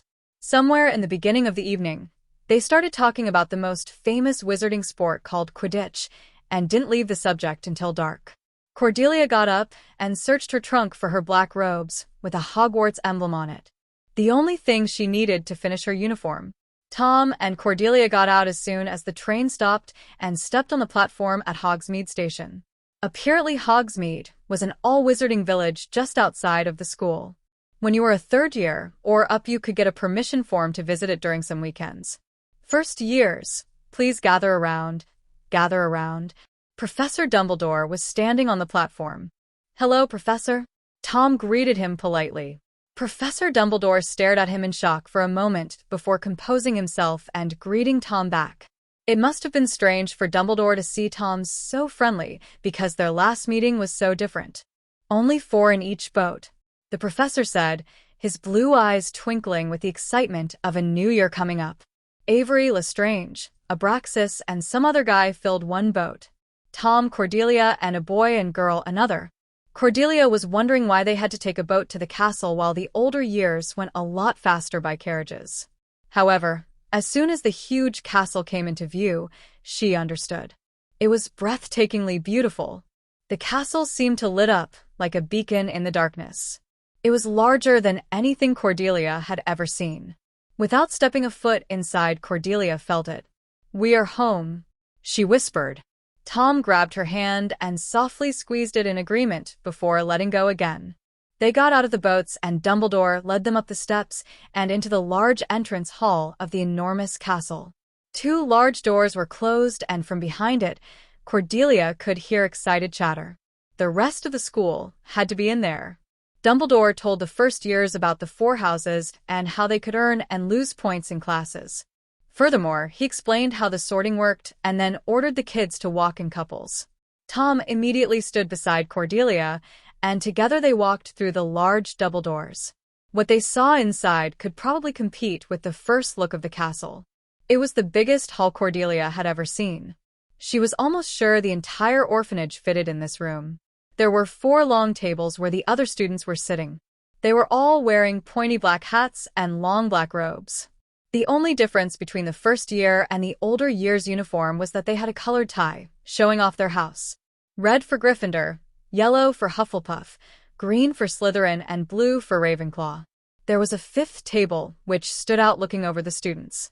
Around 25 adults were seated there in all kinds of shapes and sizes. Cordelia expected these to be the teachers. But the most extraordinary and stunning aspect of the whole room was the ceiling. It didn't seem to be made out of a material, but out of the night sky. A dark, cloudy sky in which some stars were able to shine through.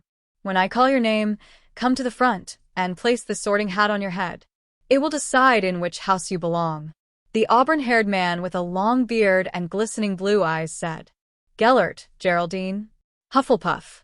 Xavier, Avery. Slytherin. Stubbs, Theodore. Ravenclaw. Lestrange, William. Slytherin. Coin Maria. Gryffindor. Malfoy. Abraxas. Slytherin. Jones Arthur.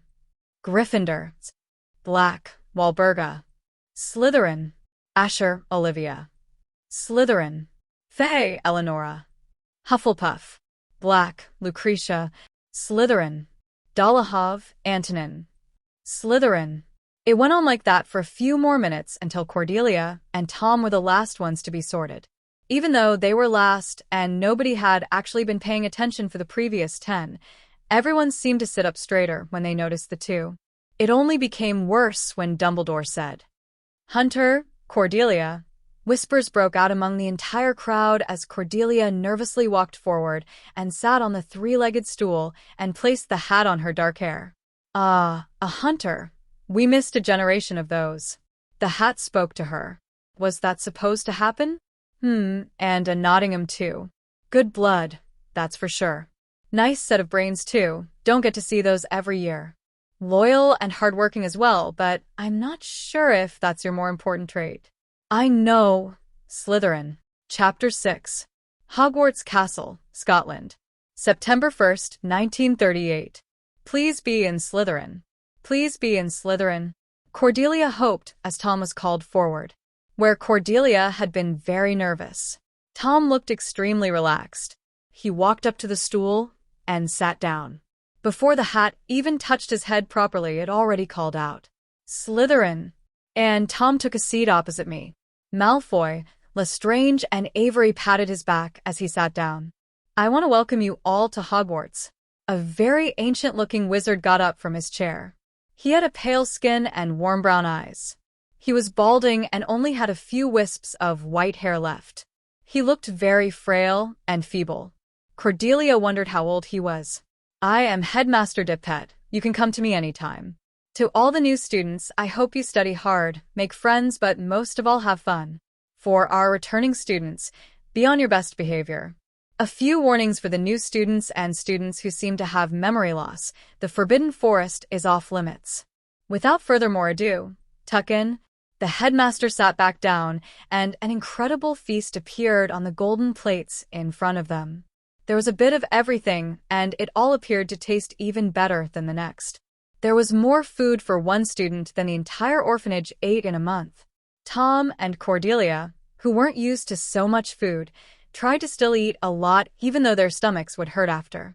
Finally, they would be able to eat until they were famished, something they had never been able to do, and especially not with food that didn't taste like old socks. Hey, Cordelia, why did you live in a poor Muggle orphanage when your mother and father were so rich and famous? Lestrange asked. I don't know. You don't know much about your parents, do you? Abraxas asked Cordelia, and she shook her head sadly. Well, my father told me that your mother came from a long line of potion masters. Apparently, she was the best potioneer they ever had. Your father came from an important family and was particularly skilled in the dark arts. He had lots of friends in high places like my father. That necklace you're wearing is an heirloom belonging to his family and is always handed to the firstborn child. Wow. Cordelia breathed, inspecting the necklace once more. So, what was my father's name? Atlas Petterhunter. Cordelia nodded and continued eating. Finally, she knew her father's name and some information about her family, and she wasn't even at Hogwarts for a day. She hoped she was able to find out more about her deceased family members. Now, I'm even more curious as to who your parents are. Tom whispered to her, and she nodded eagerly. Never had she wanted to know who her parents were more than the last few weeks. And being in an orphanage meant she thought about them a lot, imagining what they would look like, their voice, if they had jobs. It held the fantasy of family alive, although Cordelia never had any. I promise you will find out everything there is to know about them, even if it takes years. We will start in the school's library as soon as possible. Tom whispered as he took her hand underneath the table and squeezed it. She gave him a grateful smile as the dessert disappeared. First-year Slytherins, follow me. A tall boy with brown hair and green eyes called. The first years got up and left the great hall before anyone else, following the boy. My name is Ryder Carlyle, and I'm the male prefect of Slytherin House. When you need to know something or have lost your way, which, I promise you, is sure to happen, find me and I'll help you. I will show you around the castle, and then to the Slytherin common room. Follow me and stay together. I'm not finding you if you go astray. He finished and began walking up a marble staircase. This is your transfiguration classroom, he said and pointed to a door. Charms is next. They walked around the school for an hour, and Cordelia was seriously wondering how she was going to be able to remember it all. The castle seemed to never end. Every corridor revealing even more classrooms and portraits that talked.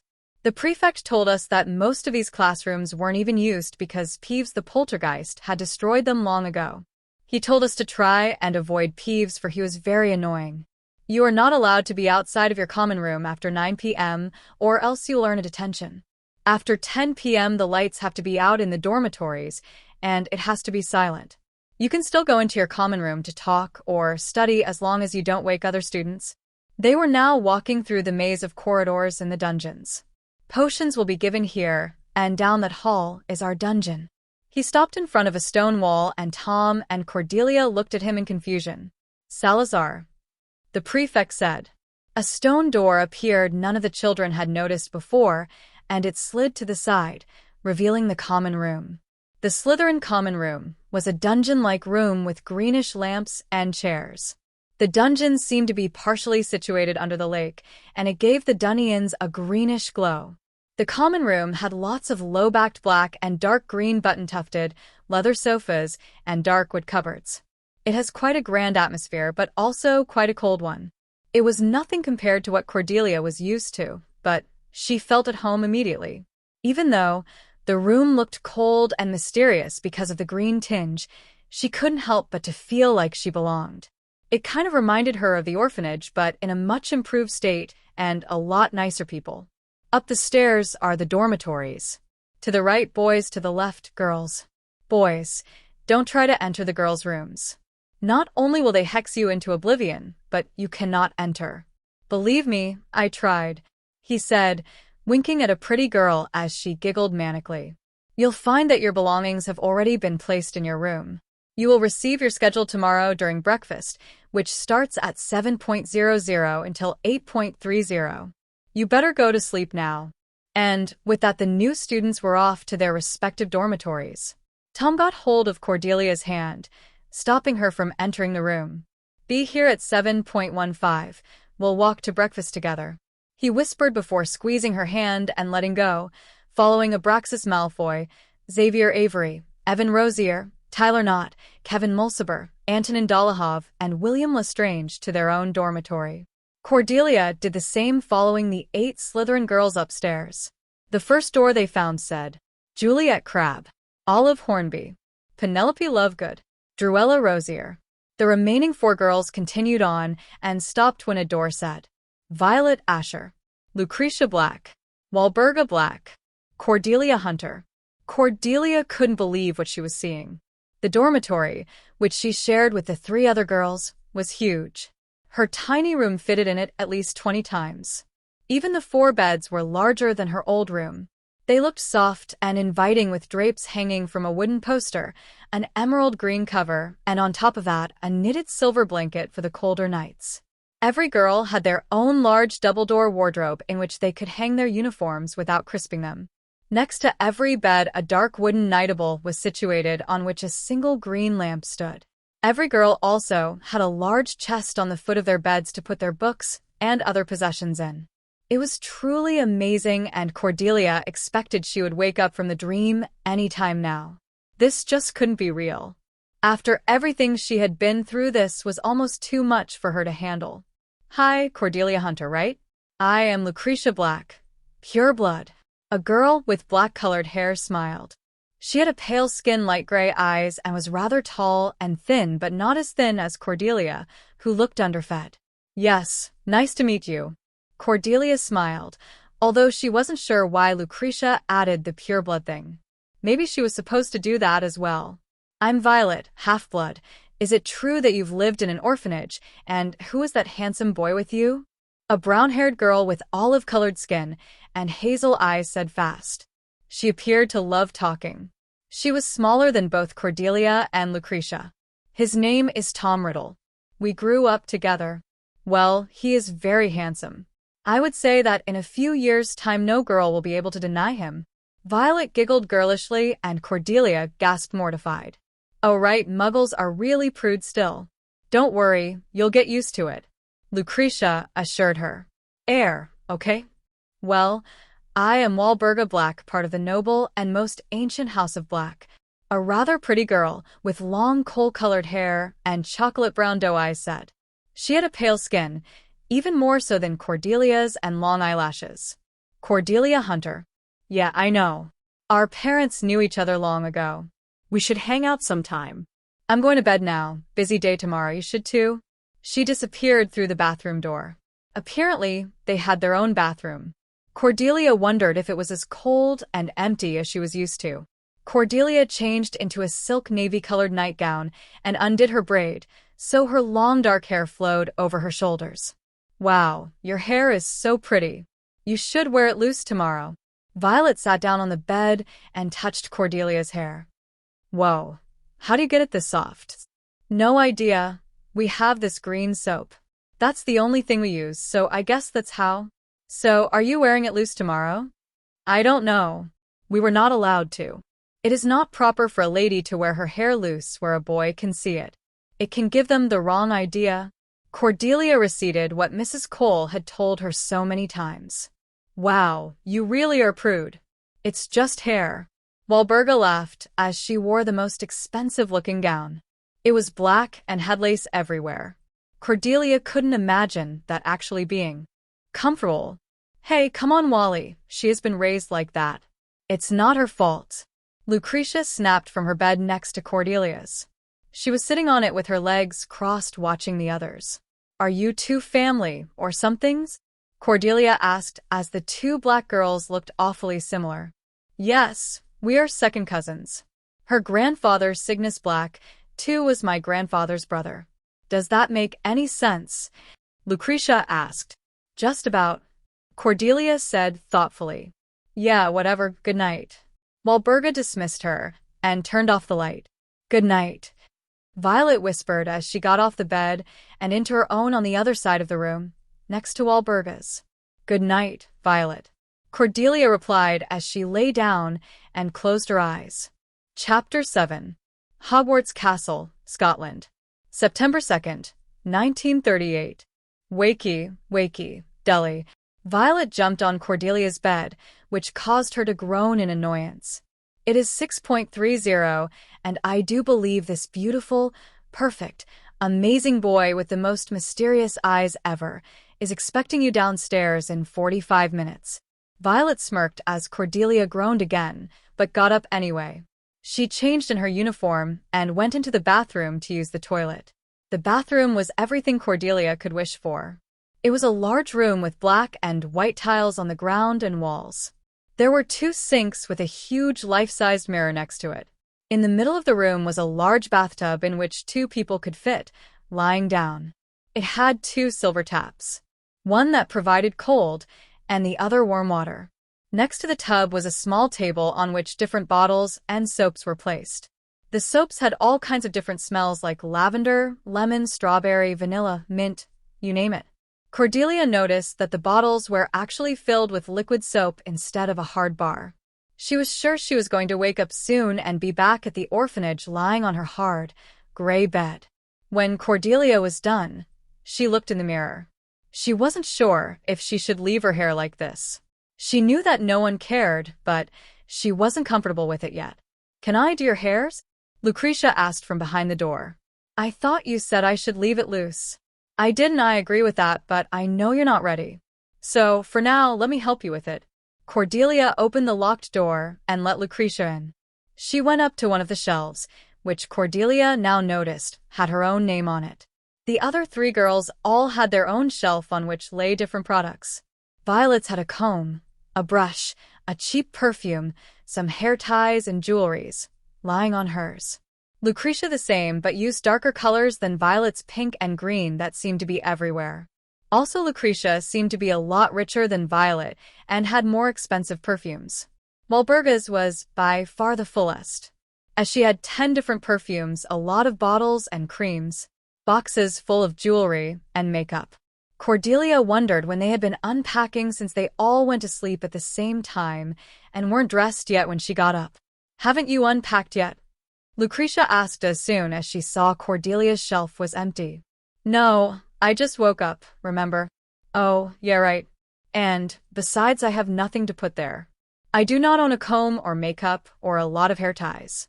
The only jewelry I have is this necklace. I forgot about that. Wait, I have bought an extra comb and brush in case I lose this one. But you can use it if you want. Lucretia ran inside the room and came back holding the gifts as she placed the comb on the shelf and brushed Cordelia's hair with the brush. Thanks. Cordelia smiled gratefully. That's what friends are for. Lucretia simply shrugged as she started tying Cordelia's hair in a bun. Okay, You still have time to unpack and get your books before you meet Tom. Thanks, Cordelia said again. She lifted her suitcase onto the bed and opened it. She took out her neatly folded uniforms and new spare-time clothes and hung them inside her closet to prevent wrinkling. The scarf and hand gloves she had bought for the winter on a shelf on top. Next were the books, which she placed orderly in the chest, together with her cauldron and ingredients. The extra parchment and quills in a corner, and she was done. You've got everything? Great. Let's go meet your handsome friend. He is not that handsome. Cordelia rolled her bright blue eyes. I'm sorry? Have you looked at the boy lately? I don't know which awkward stages he went through in the past that you remember him from, but from our point of view, he is about as perfect in the looks department as they come. And he is only 11 years old. Imagine him when he is 15. Yum. Lucretia. Cordelia gasped. Lucretia laughed loudly and took Cordelia's hand before dragging her down the stairs. Let's go, St. Mary. We need to see this boy. Cordelia hump-fed in annoyance, but followed her new friend anyways. Good morning, Cordelia. Tom nodded. Had a nice slumber, Riddles? Cordelia answered, smiling slyly. She knew Tom didn't sleep a lot. He could stay awake an entire week and wouldn't even notice it. Tom rolled his eyes. I don't think we've met. My name is Tom Riddle. Lucretia Black. Pleasure to make your acquaintance. Do we have to wait for someone else? Tom asked good-naturedly, and when both girls shook their heads, he started walking. But seriously, Tom, have you seen that room? It's amazing. And the beds are actually soft. Oh, and the bathroom, amazing. I take it you like it? Lucretia laughed. Cordelia nodded her head in excitement as they reached the great hall. They took a seat at the Slytherin table. Tom started reading through his Defense Against the Dark Arts book again, and Cordelia buttered some toast for him. Tom took it without looking up and handed her the fruit from behind his book. She scooped some up and began eating. They didn't share a word, but were still clearly used to each other's costumes. Lucretia was beyond impressed with their actions. They didn't just grow up together. They seemed to be two parts of a whole. Like they were able to read each other's thoughts effortlessly. A man was walking down the table, handing all of the Slytherin students their timetables for this semester. Hello, you must be first years. What are your names? The man asked. Lucretia Black. Lucretia said proudly, and the man handed her her timetable. Tom Riddle. Tom received his schedule, and lastly, Cordelia Hunter, sir. Ah, Miss Hunter, I've been most anxious to meet you. A new protege in the Nottingham family, I'm sure. I am Professor Horace Slughorn, your potions teacher and head of house. You'll find that we're going to talk about your ancestors a lot, especially in the more advanced classes in coming years. Slughorn was an enormously fat, bald man. He was short with an immense belly, so large that the buttons on his purple waistcoat threatened to burst off. He was also fairly short, almost as tall as Cordelia was now. He had shiny pate, prominent, gooseberry-colored eyes, and an enormous, silver, walrus-like gingery blonde mustache. His hair was thick and straw-colored. He had pudgy hands, fat thumbs, and a vast forehead. Well, I hope I won't disappoint you, sir. Oh, never. I'm sure you'll be just fine if you have inherited just a tiny bit of your mother's potioning skills. You knew my mother? Oh, yes, the best student I've ever had the honor to teach. She was going to have a very bright future if she hadn't died. Yes, what a waste. She was such a treasure. Slughorn seemed to be truly deprived for a minute. He looked at Cordelia with sad eyes. Well, here is your timetable, dear. See you in my class on Friday. He walked away again, further down the table. Whoa, that was uplifting. Lucretia cut the obvious tension. So, where do we go first? Herbology in classroom 102. That's in the South Tower, I believe, Tom said, studying his schedule. Why would we get the study of plants inside the school if they have multiple greenhouses outside? We are scheduled to be there tomorrow and the day after, greenhouse 1. I think this class is theory. Tom shrugged as he ate some more. They made their way to the tower after breakfast. As soon as Cordelia sat down next to Tom, an eccentric man entered the room. He was wearing a suit which appeared to be made of large leaves. His brown hair seemed to be highlighted and was styled in a strange cut. He had green eyes which sparkled as he beamed at his new students. He was rather tall and lanky, but still moved with a practiced grace which was obviously fake. "Welcome all of you to this beautiful school." He beamed at them. "I'm Professor Herbert Berry, and I'm here to teach you all the art of herbology." He was practically jumping to his desk now. He was smiling so brightly, Cordelia thought his face would break if it went any wider. He started explaining the theory of herbology, what the basic rules were, which plants they were studying this year, and what equipment was used doing so. Cordelia found it rather odd that he mentioned some play after every sentence. Just as in the Muggle Romeo and Juliet, we have the Devil's Snare, which is used in the performance of, and the Beautiful will of course also be used in the Fountain of Fair Fortune, which apparently was the name of some play he was hoping to do in a few years from now. "Oh, I'm so excited to spend the following years teaching all of you darling children how to take care of the most beautiful creatures on Earth." "Is it just me, or is he weird?" Cordelia asked Tom after the teacher had done a twirl of excitement in front of the class.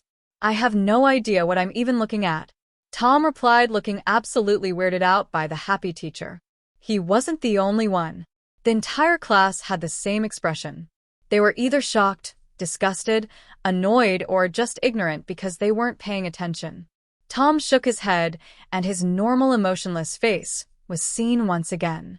When the hour was over, they made their way out of the classroom as fast as they could. "And we have that nut job for at least another 5 years? Maybe even longer, if we choose herbology?" Abraxas asked as he looked back to the classroom. "Yes, I'm not very happy about it either. I sure hope the other teachers are normal." Lucretia shook her head. "Well, I liked him. He was very energetic and one with nature, and did you hear about the play? I wonder if he would let me join," Violet said fast and excitedly. "You should really learn to breathe between sentences," Tom said, annoyed, as he looked coldly at Violet. 1. She didn't seem fazed at all, but rather giddy that he had spoken to her. What next? History of Magic, Classroom 72 on the first floor. It is taught by Professor Binns. He is a ghost apparently. I heard that one day he just fell asleep in his chair, died, and got up the next morning to teach, not noticing he had left his body behind.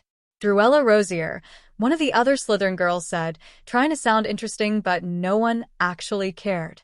Where Lucretia, Violet, and Cordelia slowly became friends. Walburga, Druella, and Penelope Lovegood had been friends all of their lives. Druella was rather pretty, but hard at the same time. Just like Walburga and Lucretia, she was rather proud of her pureblood status. Her face looked like it was made out of stone. Just like Tom, she tried to hide her feelings but couldn't help a look of disdain often creeping on her pretty face.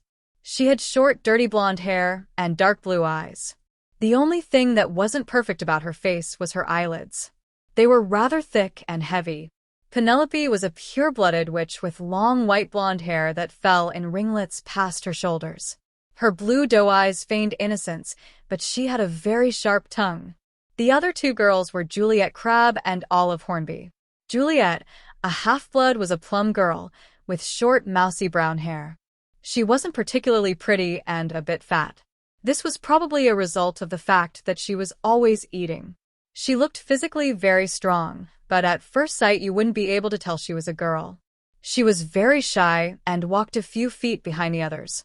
Olive Hornby, another half-blood, was strawberry blonde with cat-like green eyes. She was the only one of the Slytherins that Cordelia couldn't stand already. She was loud, obnoxious, and made rude remarks all the time. She had an obvious scar across her eyebrow and seemed to follow Abraxas around like a puppy. Lucretia told Cordelia this morning that Olive has had a crush on Malfoy ever since they were little. Olive tried to join the conversations multiple times but always failed because her favorite subject was herself. No Ohm really liked her much. Not Walburga's gang, nor Cordelia's. History of Magic was as exciting as it was boring.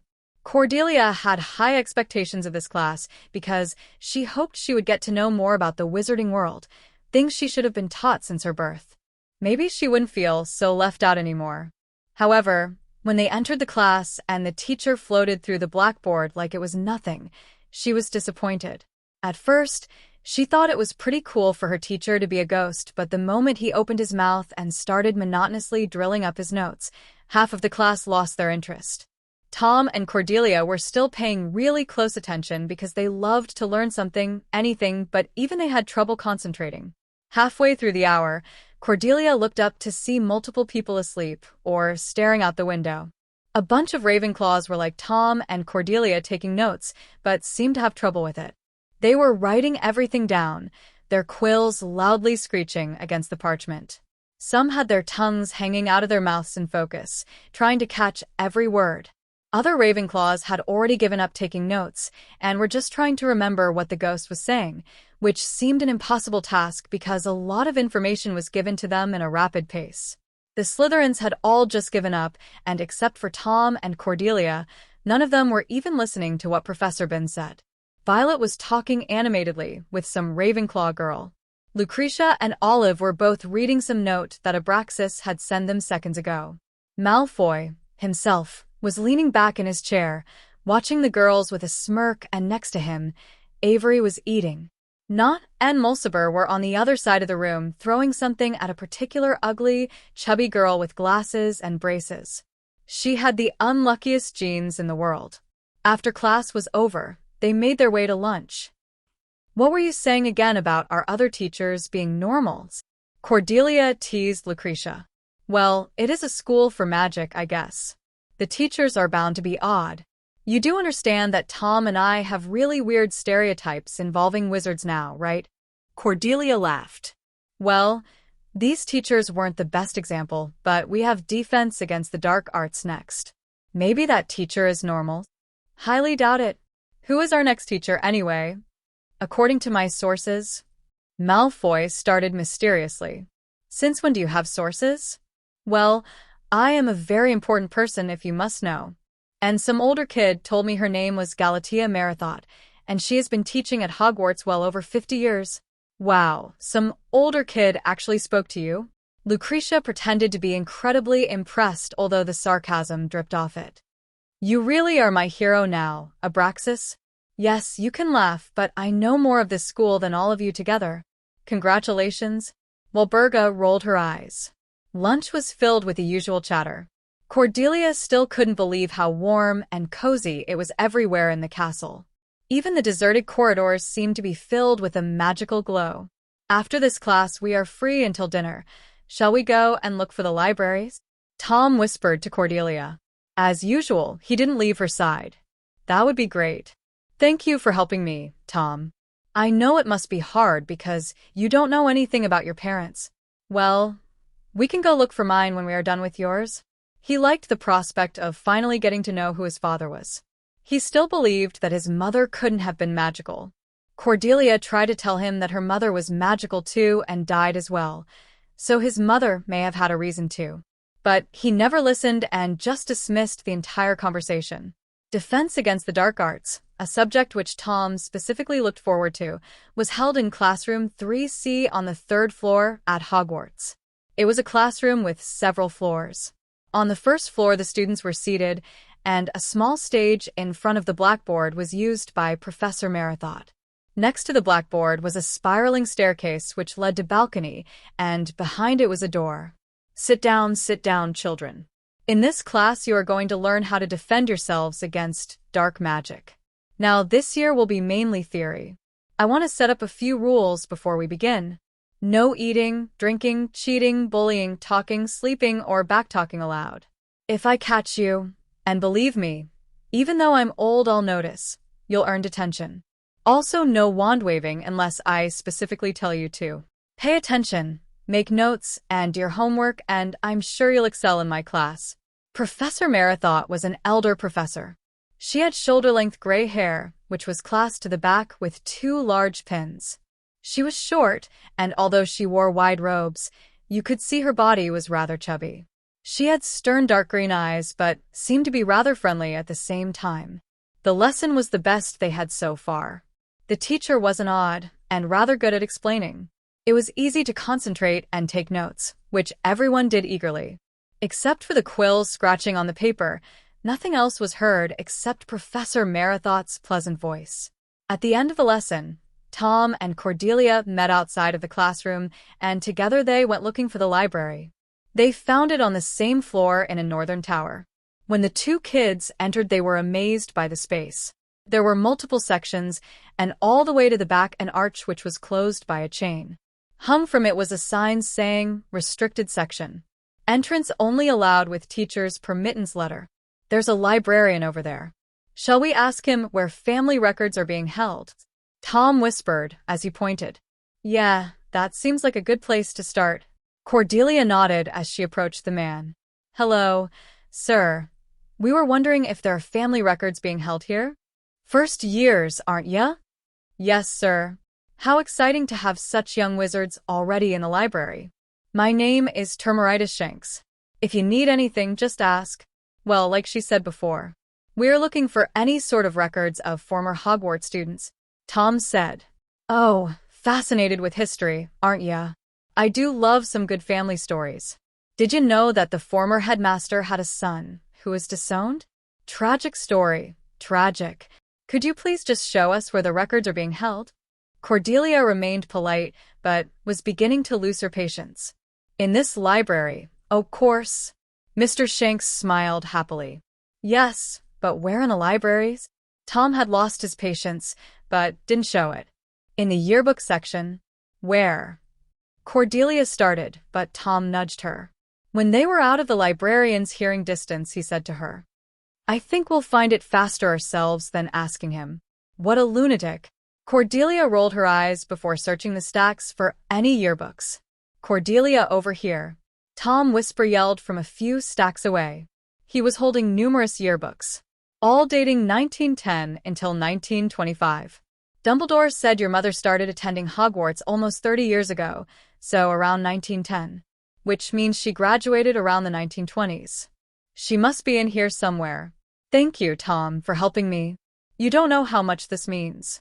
You know your mother was around 20 years of age when she had you. Remember Mrs. Cole saying that? Maybe your father was too, so he must have gone to Hogwarts just before 1920 as well." "I think you're right." And that is how the two of them spend their afternoon, looking at every name and picture of old Hogwarts students. Chapter 8.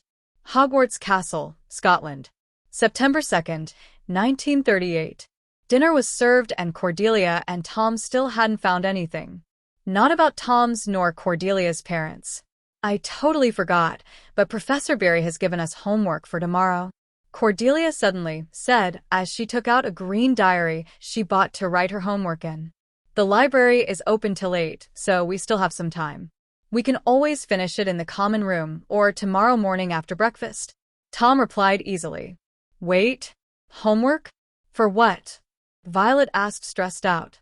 "Herbology, remember?" "Oh, right. What did you do this afternoon?" "I was outside with the others." "Did you know there is some weird creature hidden in the Black Lake?" "No, what is it?" "Don't know." Violet shrugged, but then her eyes gleamed mischievously. "But Malfoy probably knows because he is such an important person." She copied Malfoy's posh accent perfectly. Tom ate in silence as Cordelia chatted with Penelope, Violet, and Lucretia. Meanwhile, Druella and Walburga were staring disdainfully at Juliet, who was loading her lunch in her mouth like no tomorrow. Tom was reading a book while he ate and ignored the rest of the voices in the noisy hall. For the first time ever, he felt truly at home. Even though the orphanage was the only home he ever had, not once had he felt like he belonged. It all seemed too good to be true. He was wearing clothes that fitted, could eat until he had enough, was able to read until he dropped, and finally understood why he was so special. But most of all, the dark-haired girl he cared most about was here with him. Tom had promised himself long ago that he would take care of her, protect her, and help her whenever she needed him to. He was adamant on becoming the best wizard there was. Not only to prove that not all orphans are weak, but also so he would always be able to keep his promise. Being the best there is meant he was undefeatable, and with only one goal in life, which was to make Cordelia happy, he would do anything to make it come true. She had saved him before. Without her, Tom would have been completely alone in this world. She was his home.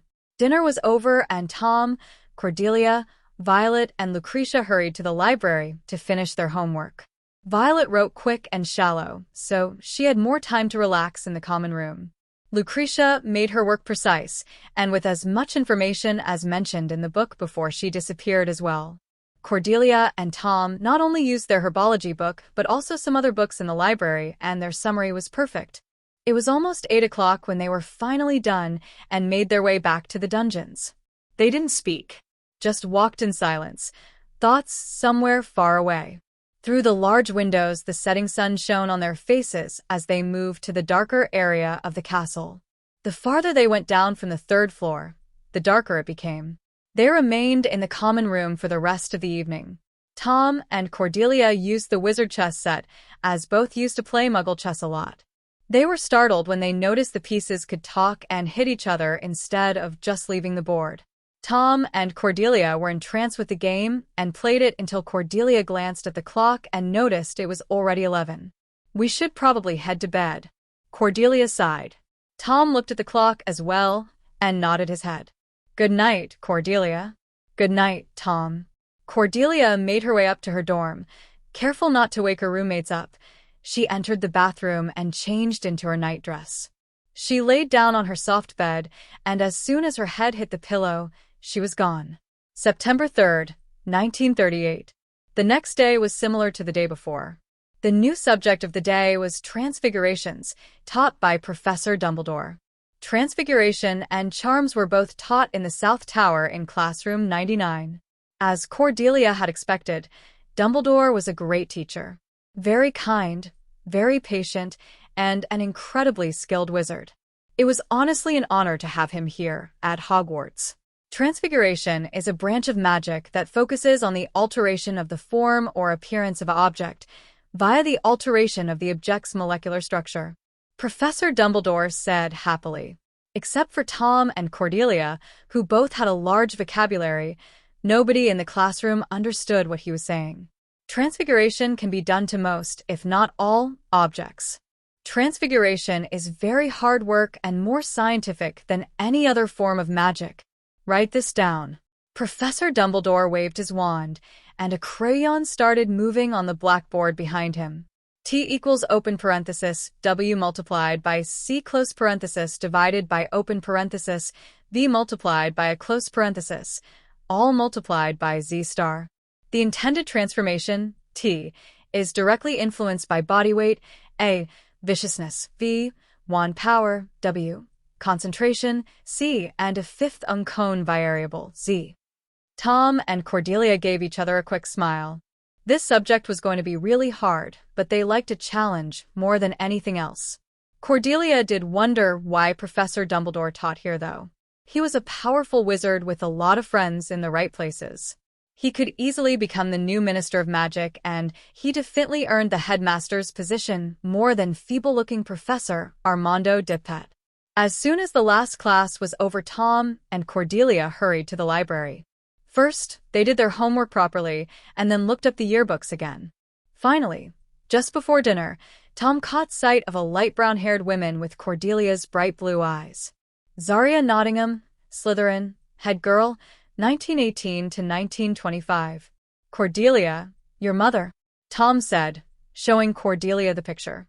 Cordelia's face lit up, and she quickly kissed Tom's cheek in appreciation. She stared at the photo with a shiny, silvery tear rolling over her pale cheeks. Tom stayed silent as he continued searching through the books for another Tom Riddle. He was almost done with school year 1926 when he realized that his father may not be in here. Maybe he got homeschooled? Tom tried to convince himself. Another part of him considered his mother being magical, but he quickly dismissed that thought as it was out of the question. She would have saved herself. There were potions and charms for everything, and why would his mother leave him at a cold Muggle orphanage when she could have brought him to a magical one? But then his eyes fell on the small, fragile girl sitting beside him. Her mother had been magical, but left her at a Muggle orphanage anyway. Tom never thought about how Cordelia must feel about this whole situation. Him being so dead set on denying his mother to be like him, while she knew her mother was like her and still died. Tom suddenly felt an emotion coming to the surface that he had never felt before. It felt weird, and he couldn't quite place it. It didn't feel nice, and it only got worse when he saw the tears now streaming down Cordelia's cheeks. Did he feel bad? As in guilty? No, that could not be it. Tom didn't feel things like guilt. After every supposed wrong thing he did in his life, why did he feel guilty about this? Tom did something he never expected himself to be capable of. He softly stroked Cordelia's wet cheeks and got rid of the tears. Cordelia turned her head to look him in the eyes. Her vibrant blue orbs into his dark multicolored ones. They didn't need to say anything. Cordelia knew what Tom wanted to say, and Tom knew how Cordelia felt. "Thank you," Cordelia whispered so silently that it almost seemed to be the wind, carrying her melodic voice. They looked away from each other again simultaneously. Cordelia knew these moments were incredibly rare and it could take years for the simple gesture to be made again, but somehow she felt a change. "We have seen your mother's face before, Tom. Maybe we can find her that way. And they said that your mother wished you would grow up to look like your papa, and since you look nothing like her, maybe I look like my father," Tom said excitedly. "But he is not in here. Maybe he didn't attend Hogwarts but rather Durmstrang like your father or that Beauxbatons school in France. Wait a second. Your grandpa's name is Marvolo, right?" "Yes, but on my mother's side. I know that you don't believe your mother was the magical one, but what if she was? Then your grandfather must have been too. Maybe we can find a Marvolo somewhere. It is worth the try, I guess." Tom shrugged. September 4th, 1938. Today the children had 2 new classes. Charms, which was the second morning class, and at midnight they had to make their way to the astronomy tower for their first lesson on the stars. After another eventful lesson of herbology, where Professor Beery lost sight of a plant and was hung upside down in the air. He squealed and called for help, but the scared first years didn't know how. Tom, the only one who wasn't panicking, tickled the plant under his leaves, and he let go of the professor. It was quite funny because Beery landed headfirst on the ground, and for once he wasn't wearing his confident smile. So, the next class was Charms, taught by a brand new professor called Flitwick. He was very tiny because he was part goblin and very young. He was just as excited about teaching as Professor Beery. He used a pile of books to stand on so everyone could see him. The tiny professor spent half the lesson jumping up and down in excitement to everyone's amusement. The classroom had 3 rows of desks, all facing the teacher's table, behind which sits a upholstered chair with a high back. 2 blackboards flank the teacher's table, and behind them is a small shelf of books and other objects beneath a pair of windows. Cordelia opened her copy of Standard Book of Spells and read the page about the levitation charm. She had already practiced it on a candle, so a simple quill shouldn't be much of a problem. "Wingardium Leviosa," she chanted, and she let the quill levitate through the room. "Marvelous," squeaked the tiny professor. "And you too, Tom. 10 points each." Cordelia looked to her right and saw Tom had managed to make the quill float as well. Since Tom and Cordelia were done, they watched the others perform a spell. Druella's, Ella, and Walburga's, Wally, Feather didn't even move. Violet, Vi or Vilo, and Lucretia, Lucy, managed to levitate it in the air for a few seconds. Penelope, Penny, was using the wrong wand movement, but as soon as Flitwick showed her, it didn't take long for the feather to fly. Malfoy and Lestrange also managed to levitate their feather, although it shook violently. Avery and Nott had lost theirs. Mulciber and Dolohov were practically poking each other's eyes out, and I don't know how Olive did it, but she had set hers aflame.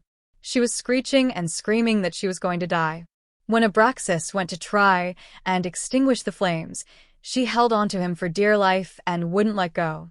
Lucretia rolled her eyes and said loudly that Olive was over-exaggerating and just wanted some attention from the boy she has fancied since childhood.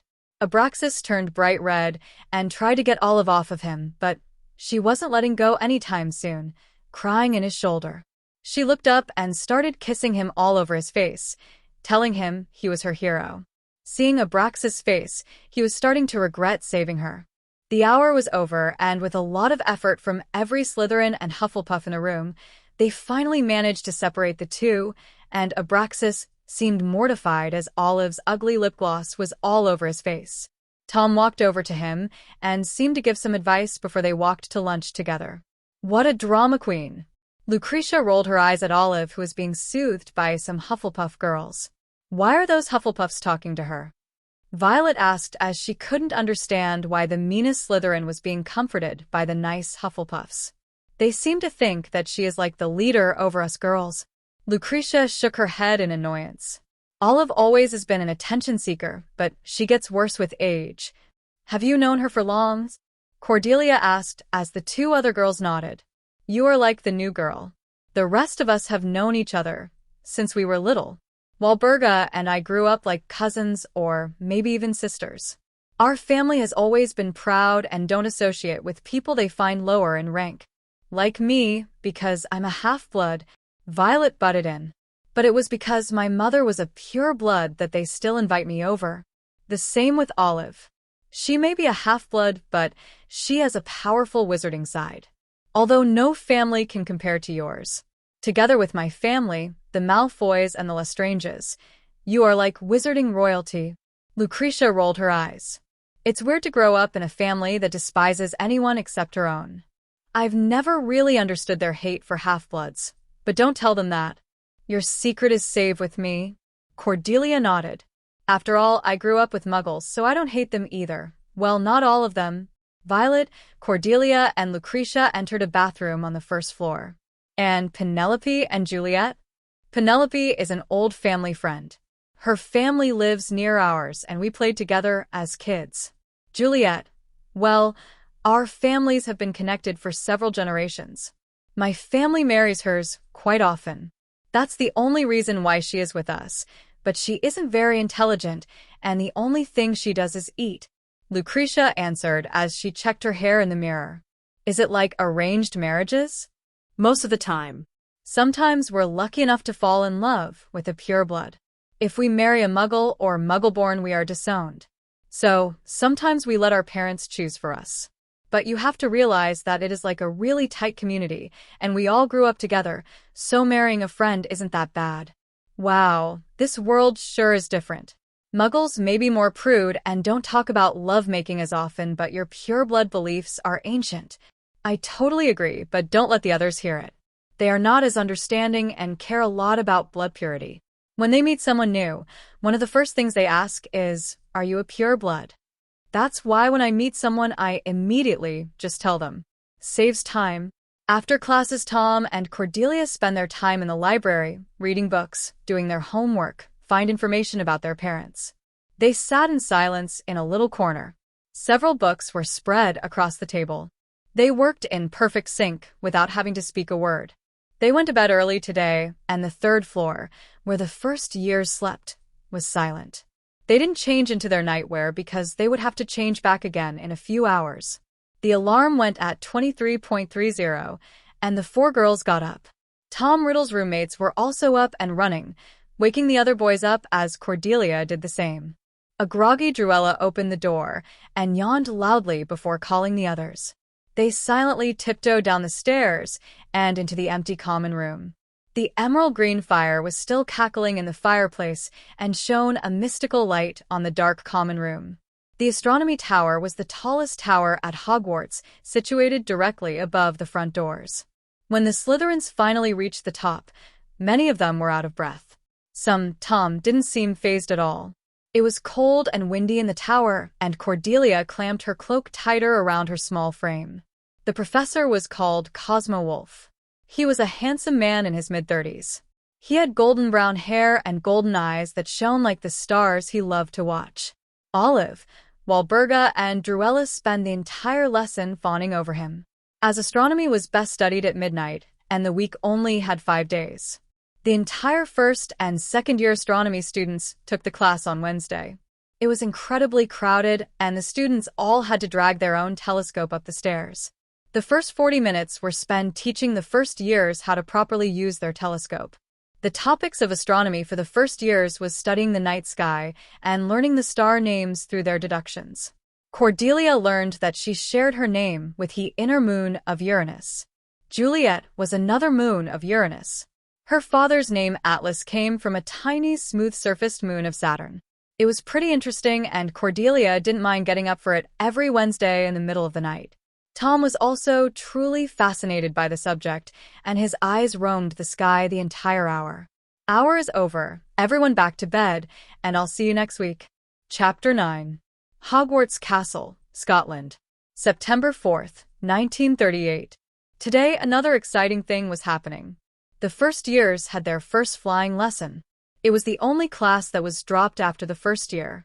The point was to learn to fly on a broom. Cordelia was staring down at her broom in fascination. Okay, stand next to her broom and clearly say "Bup," Madame Gilly said. The children did as told, but only Abraxas and Lucretia managed to hold the broom with their first try. The rest had more trouble. Tom was third to clasp his hands around the wood, and Cordelia fourth. When everyone except Olive, who managed to get hit in the face by the broom, got hold of it, they mounted the piece of wood and carefully flew a feet into the air. That was the only thing they were allowed to do during their first class, flying a feet above the ground and stay there. But still, Cordelia liked the feeling of sitting on a broom. She had total control over the transportation device. It was the last class of the day, and after they left their brooms with Madame Gilly, they made their way back inside the castle. Shall we go exploring the castle today? Cordelia suggested. She wasn't looking forward to spending the entire afternoon in the library again. Where do you want to start? Tom asked her. As usual, he never left her side. Let's turn left here, and then just see where we end up. She started walking to an unknown part of the castle. The prefect had only shown them the classrooms they would be taught in this year, and the fastest routes there, but this castle was so much bigger than anyone could imagine. There were 142 staircases at Hogwarts. Wide, sweeping ones, narrow, rickety ones. Some that led somewhere different on a Friday. Some with a vanishing step halfway up that you had to remember to jump. Then there were doors that wouldn't open unless you asked politely, or tickled them in exactly the right place, and doors that weren't really doors at all but solid walls just pretending. It was also very hard to remember where anything was, because it all seemed to move around a lot. The people in the portraits kept going to visit each other, and Cordelia was sure the coats of armor could walk. The ghosts didn't help either. Cordelia tried to open a door in the left wing when a ghost suddenly glided through the door. Peeves the poltergeist was the worst. Ryder hadn't exaggerated when he said that you should stay away from him at all costs. He would drop wastepaper baskets on your head, pull rugs from under your feet, pelt you with bits of chalk, or sneak up behind you, invisible, grab your nose and screech, "Got your conch." Cordelia eventually had to go clean herself in the bathroom, while Tom stayed outside yelling at Peeves. Well, he wasn't really yelling. He was calm and composed as usual, but his voice was cold as ice, and Cordelia thought it was worse than screaming. Peeves thought so too, and he would never bother Tom again. Tom was, after all, a faraway descendant of the other person Peeves was afraid of, the Bloody Baron. But he didn't know that yet. When Cordelia left Tom to go up the girls' dorms, she found all 7 of the other Slytherin girls sitting there. "Ah, there you are. We were just talking about throwing a slumber party tomorrow," Violet said excitedly. "Do you know, celebrate our first week here at Hogwarts." "That is a good idea." Cordelia nodded as she sat down next to Lucy. "Can I brush your hair?" she asked Cordelia. "Sure." Lucy untied the knot that kept Cordelia's long, shiny hair away from her face. "You really are stunning," Druella commented almost enviously. "No wonder Tom never leaves your side. He is her best friend, Druella. You always think too much of it." Penelope rolled her eyes. "Well, do you like him?" Druella asked Cordelia. "No, well, I care, because he is my friend, but I don't like him like that," she said honestly. She didn't, not yet at least. "So, you won't mind if I asked him to sit with me in class tomorrow?" she asked excitedly. "No, of course not, but I can't promise you he will say yes." "Oh, he will. I always get what I want," she said determinedly. She got up on her feet and walked down the stairs to the common room where Tom was reading in front of the emerald green fire. "Hey, Tom," a low voice greeted him. "Druella," he nodded, not taking his eyes off the book in his hands. He heard her take a deep breath, and suddenly, she was sitting next to him. Way too close for comfort. He didn't like it when people were too close. His experiences with her was the reason for that. He only let Cordelia sit close to him, even touch him. "I was wondering if you wanted to sit with me tomorrow?" She purred in his ear. "No, thank you. But I already sit with Cordelia," he replied politely. "Why?" "Because she is my friend." He didn't like the word friend. He hardly used it for anyone. But Cordelia did fit the description the most. Someone who knew him better than he knew himself. Who was always there for him. Someone who actually cared when so many didn't. He loved Cordelia in some sort of twisted way. But only as friends. Nothing more. He couldn't imagine loving someone more than friends. Mrs. Tyrion's version of love was not the same as he felt for Cordelia, and he wanted to keep it that way. Mrs. Tyrion. How he had hoped that being away from her would help with his nightmares. Always about the same thing, only always different times and settings. "Well, shouldn't you be making other friends?" She balled her fists, and Tom was ready to defend Cordelia because he knew this girl was no good. "Probably," he replied, flipping to the next page. His eyes moved over the letters, but he was awfully aware of Druella's dark blue eyes on his face. She seemed to look closely at every aspect of him. The high cheekbones that became more prominent with years, his pale, almost velvet skin, which was surprisingly soft, or so she had said. His full dark pink lips, his straight nose, his jet black hair, and multicolored eyes with surprisingly long eyelashes. He decided to call her out on it when 5 minutes later, she was still staring. "Are you looking for something?" he asked, finally looking into her eyes. She gasped and leaned back slightly when the intensity of his multicolored gaze landed on her. "A flaw?" she whispered, not meaning to say that. "A flaw? Why?" he asked, trying to hide his curiosity. "You just seem so, I don't know, unreal," she whispered, not meaning to say her hidden thoughts out loud. Something about his eyes made her say it. They seemed to pull her secret liking for him straight from her head. "Is that a good or bad thing?" he asked, noticing that she wasn't herself anymore. Whatever he was doing, it was working. "Good," she said determinedly. "What do you want, Druella's?" Tom asked as he noticed that she leaned in. Druella only thought about how her name sounded so beautiful coming from his mouth. His lips, they seemed to pull her closer. "I want you to kiss me," she almost demanded. Tom was used to someone demanding him like that. The only other person who ever did it forbade him to move, or else. Before he knew it, her lips were on his. As usual, he didn't feel anything. Just soft lips pressing to his. It was obvious Druella was a lot less experienced than Tom, and he took the lead and pressed his lips harder against hers. He didn't want to, but it had become an instinct to him to pleasure her. Druella seemed to loosen up and pressed herself even tighter against the most beautiful boy that Hogwarts had ever seen. In the looks department, he was perfect in every way. In years to come, no one would ever find a flaw because he simply didn't have one. Her hand went to his neck to close the non-existent distance between them. She, Druella Rosier, was kissing the boy every girl at Hogwarts had been fawning over since day one. His kisses were soft and gentle, yet passionate and hard at the same time. It was clear to her that he had done this before. She shouldn't have been so surprised no girl would have been able to deny him. She immediately thought about how close he was to Cordelia, and for the first time in her life, she was actually jealous of somebody. But on the other hand, she was kissing him now and Cordelia hadn't. Druella was sure of it. She was way too much of a prude, and Tom clearly didn't like those type of girls. They only stopped when Druella had trouble breathing. Tom didn't seem fazed at all, and while Druella was trying to catch her breath, he got up and left her alone in the common room. September 5th, 1938. Cordelia's eyelids fluttered open, and she closed them again. The curtains weren't completely drawn, and the light of the morning sun was shining on her face. Next to her, Lucretia groaned as she got up from her bed. "Wakey, wakey." her hoarse voice said as she drew the green curtains open even further. Who wants to take a bath? What time is it? Violet groaned.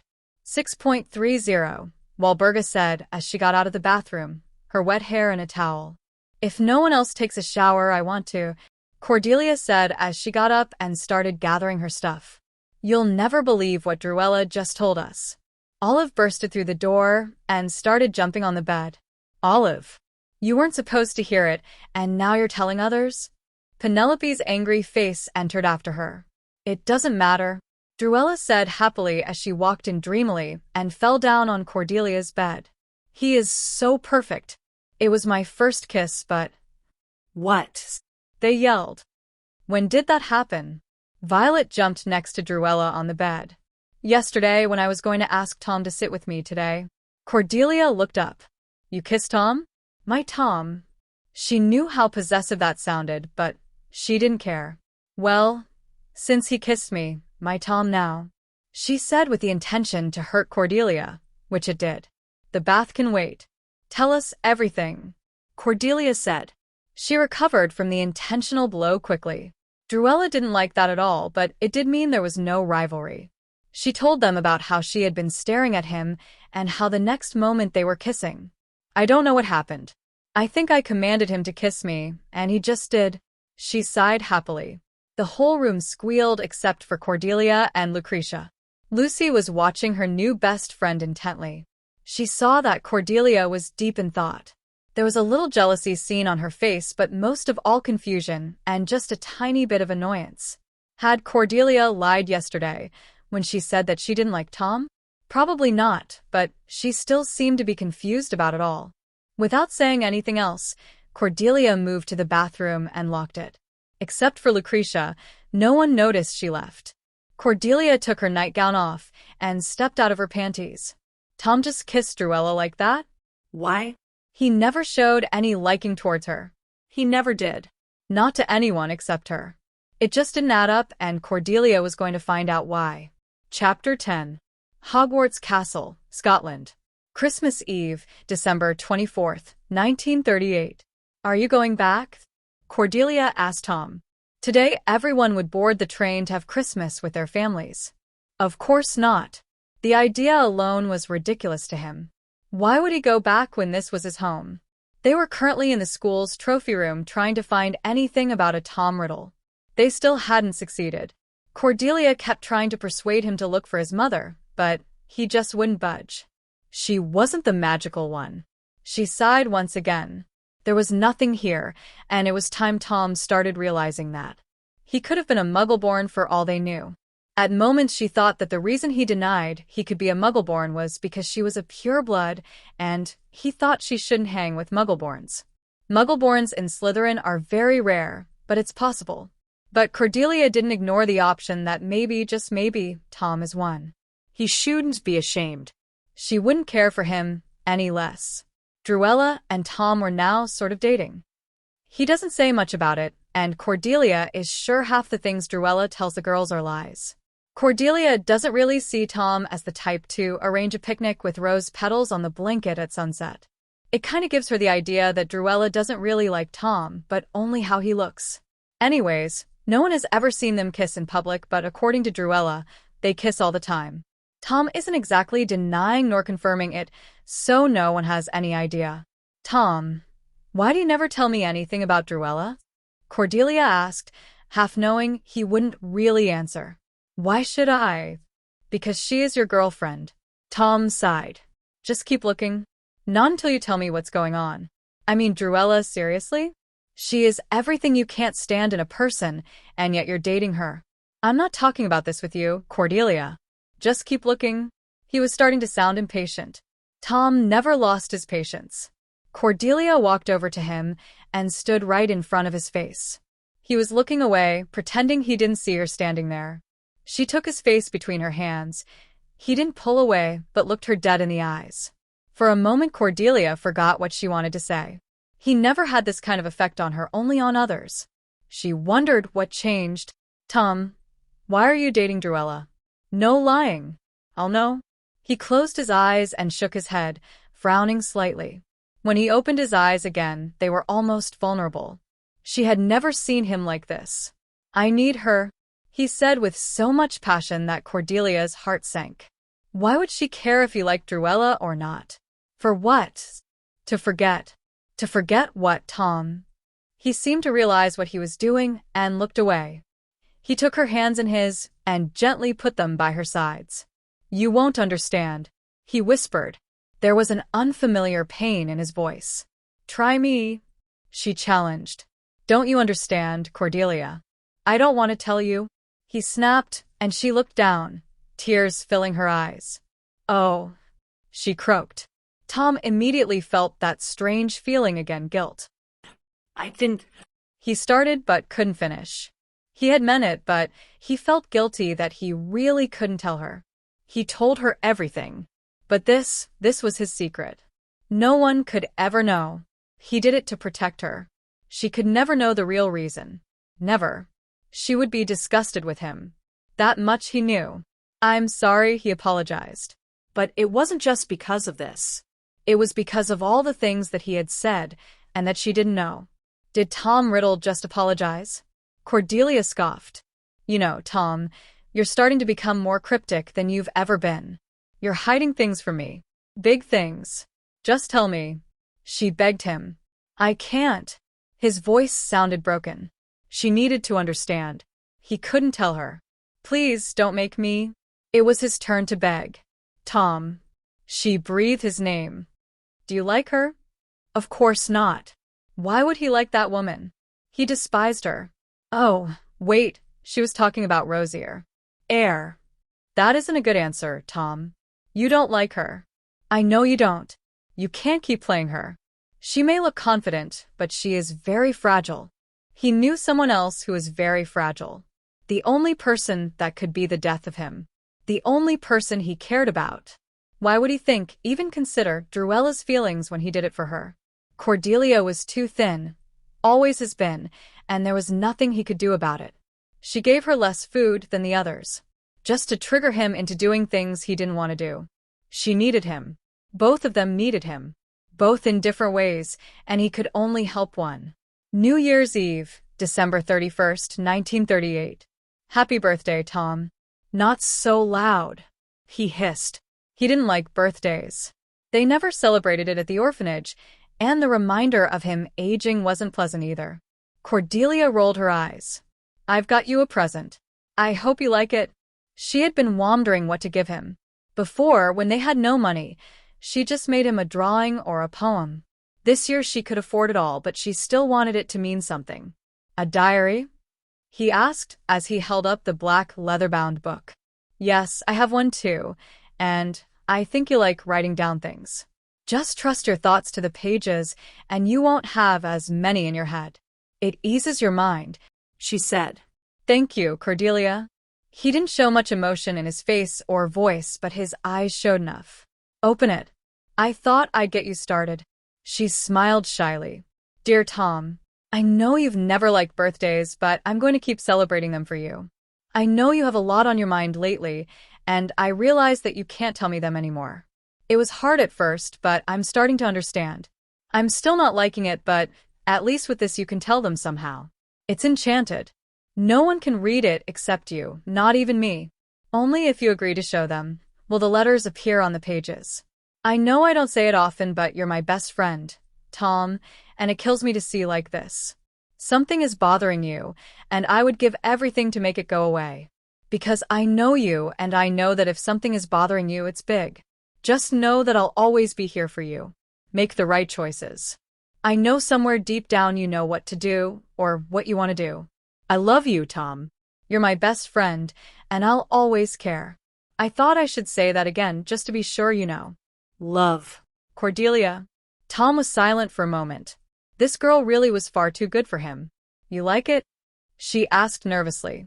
Her always blushing cheeks flushed even brighter, and Tom couldn't help but think about how innocent she looked.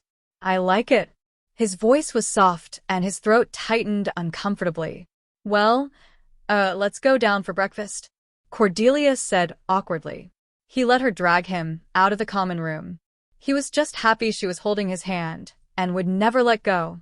Wool's Orphanage, London. August 12, 1942. He kissed her forcefully, and she pushed him deeper into the mattress. He used his warm hands to roam her body. She shivered and opened her mouth. He took the opportunity and slid his tongue in. He flipped them over and quickly undid her hair tie. He never liked it. He unbuttoned her shirt and used his mouth to kiss the skin above her breasts. Her hands were still on his stone-like chest. She could feel the muscles tense under her touch. Not the good kind of tense. He didn't really like it, but she tried to ignore what she knew all too well. He muttered something under his breath before pulling her panties down. What was that? She could barely breathe with anticipation. Making sure that something doesn't happen, he murmured against her chest. His body had always amazed her. The sheer perfection that had been there since he was a child, but now that he had reached puberty, his body was breathtaking. His face only grew more perfect, if that was possible, and she guessed he practiced some kind of sport because his stomach was rock hard. He pushed himself into her, and she screamed out in pleasure. He kissed her again, moving in and out fast. How he hated kissing her, touching her, having her touch him. But he had to let her. He had wanted to stop this madness a year ago, but she threatened to tell everyone. She would lock him up in his room, and he would never get out again. He could say goodbye to his freedom and the things he loved the most. Hogwarts and her. She hadn't spoken to him much all year. That was mainly his fault.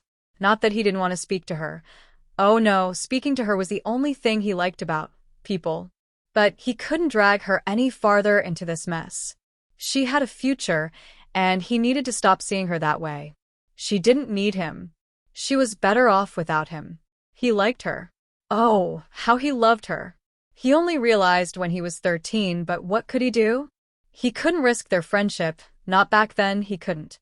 A loud and sinful moan dragged him back into reality. It wasn't his. It was never his because no matter how hard she tried, he didn't enjoy this one bit. How she wished he did. How she wished he would look at her like he looked at the girl. With so much love, admiration, respect. Only hate and disgust was seen in his eyes when he looked at her. She closed her eyes, trying not to look at his hard, black eyes. They were glaring into hers. Even though he was moving and giving her so much pleasure, his glare remained. One last moan escaped her lips, and she only then realized she had been moaning his name. He turned away from her, quickly dressing and storming out the door to pretend that never happened. She was left alone, trying to think clearly again. She always had trouble thinking, even breathing when she saw him, let alone when he touched her, let alone when he made love to her. Well, made love might not be the right word. He didn't love her. She made love to him. He just did everything she wanted to protect. The other woman. August 13th, 1942. She had gone to Diagon Alley yesterday to buy her books for 5th year. Time had flown past, that's for sure. She brushed her long, midnight black hair. It had grown darker with years. Her pale skin standing out even more, her eyes almost like two little lights, brightening up her face. Her rosy cheeks and full red lips seemed to be the only color she had. But she was so beautiful. People would gasp and stare when she walked by. Boys would go out of their way to talk to her, to somehow conquer her heart. Cordelia wasn't interested in them. She still didn't realize how stunning she really was. What kind of effect she had on others with a simple smile. She didn't care as long as he wasn't there to see it. She dressed into the gray dress that she'd bought herself. She was not allowed to wear her own clothes except on Sundays. However, she arranged that she could buy something similar to what the other kids were wearing, only new. Some fitting shoes at her feet, and she walked out. She almost bumped into the last yet first person she wanted to see. "Hey, Tom." She smiled. For a year, the only things they had said to each other were hellos, goodbyes, and "Can I borrow your quill?" "Cordelia," he simply said, trying to ignore how beautiful she looked. He almost forgot his manners, his perfect facade as he stared at her. He shook his head and kept walking. He had somewhere else to be. "Oh, Tom," she called. He had no choice but to stop. He was so eager to hear more, to listen to her angel-like voice, to be close to her for just a few more moments. "I wanted to thank you," Mrs. Tyrion gave me some chocolate yesterday. She Told me you did a job for her, and you asked that as a reward. I still have a piece if you want. He could cry in that moment. She was so innocent. What did she think? A job? Mrs. Tyrion who actually paid what she owed? No, Cordelia must have an idea of what is really going on. She is smarter than that. I'm glad. He simply said before starting to walk again. Tom. She called again, and it almost pained him to make a decision. He couldn't afford to be late, but he couldn't leave either. I miss you, she whispered, just loud enough for him to hear. His heart broke. He couldn't do this to her.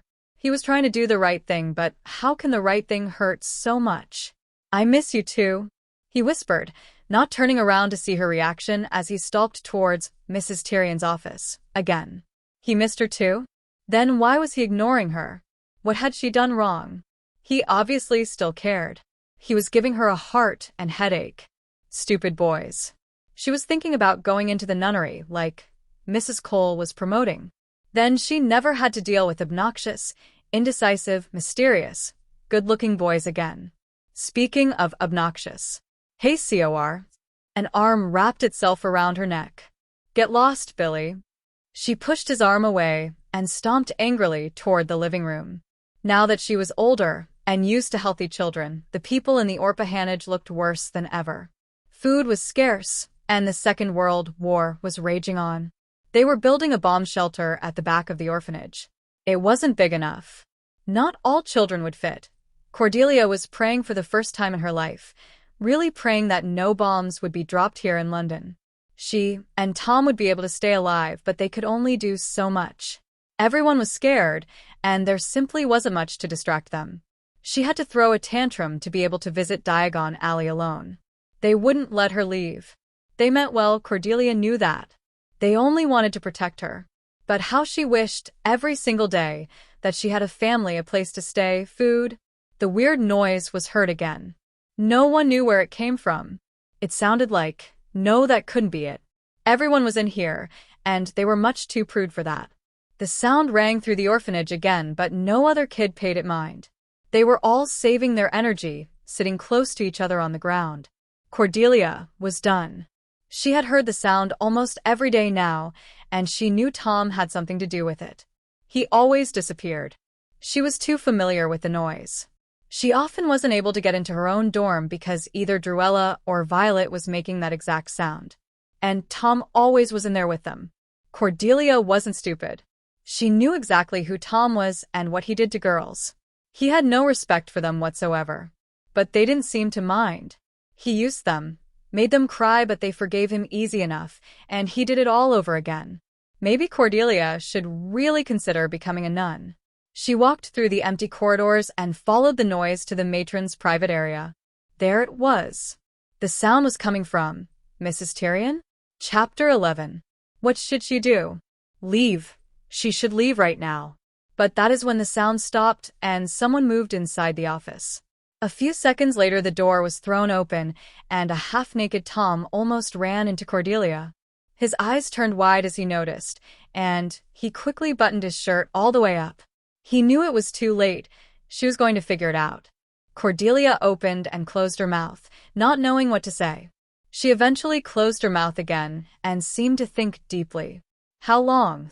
She whispered eventually, and Tom quickly closed the door behind him and dragged her to a deserted corridor. How long, Tom? He looked away. She has always been interested in you. She could feel her throat tighten. Ever since we were little, you spend more time in that office with her than any other child. Her brain was going faster than it ever did. Thoughts seemed to flash by.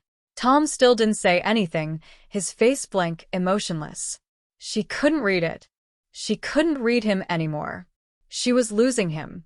If she lost him, that was it, that was the end. Tom. How long? She screamed. She was having a breakdown. She was ready to cry for no reason.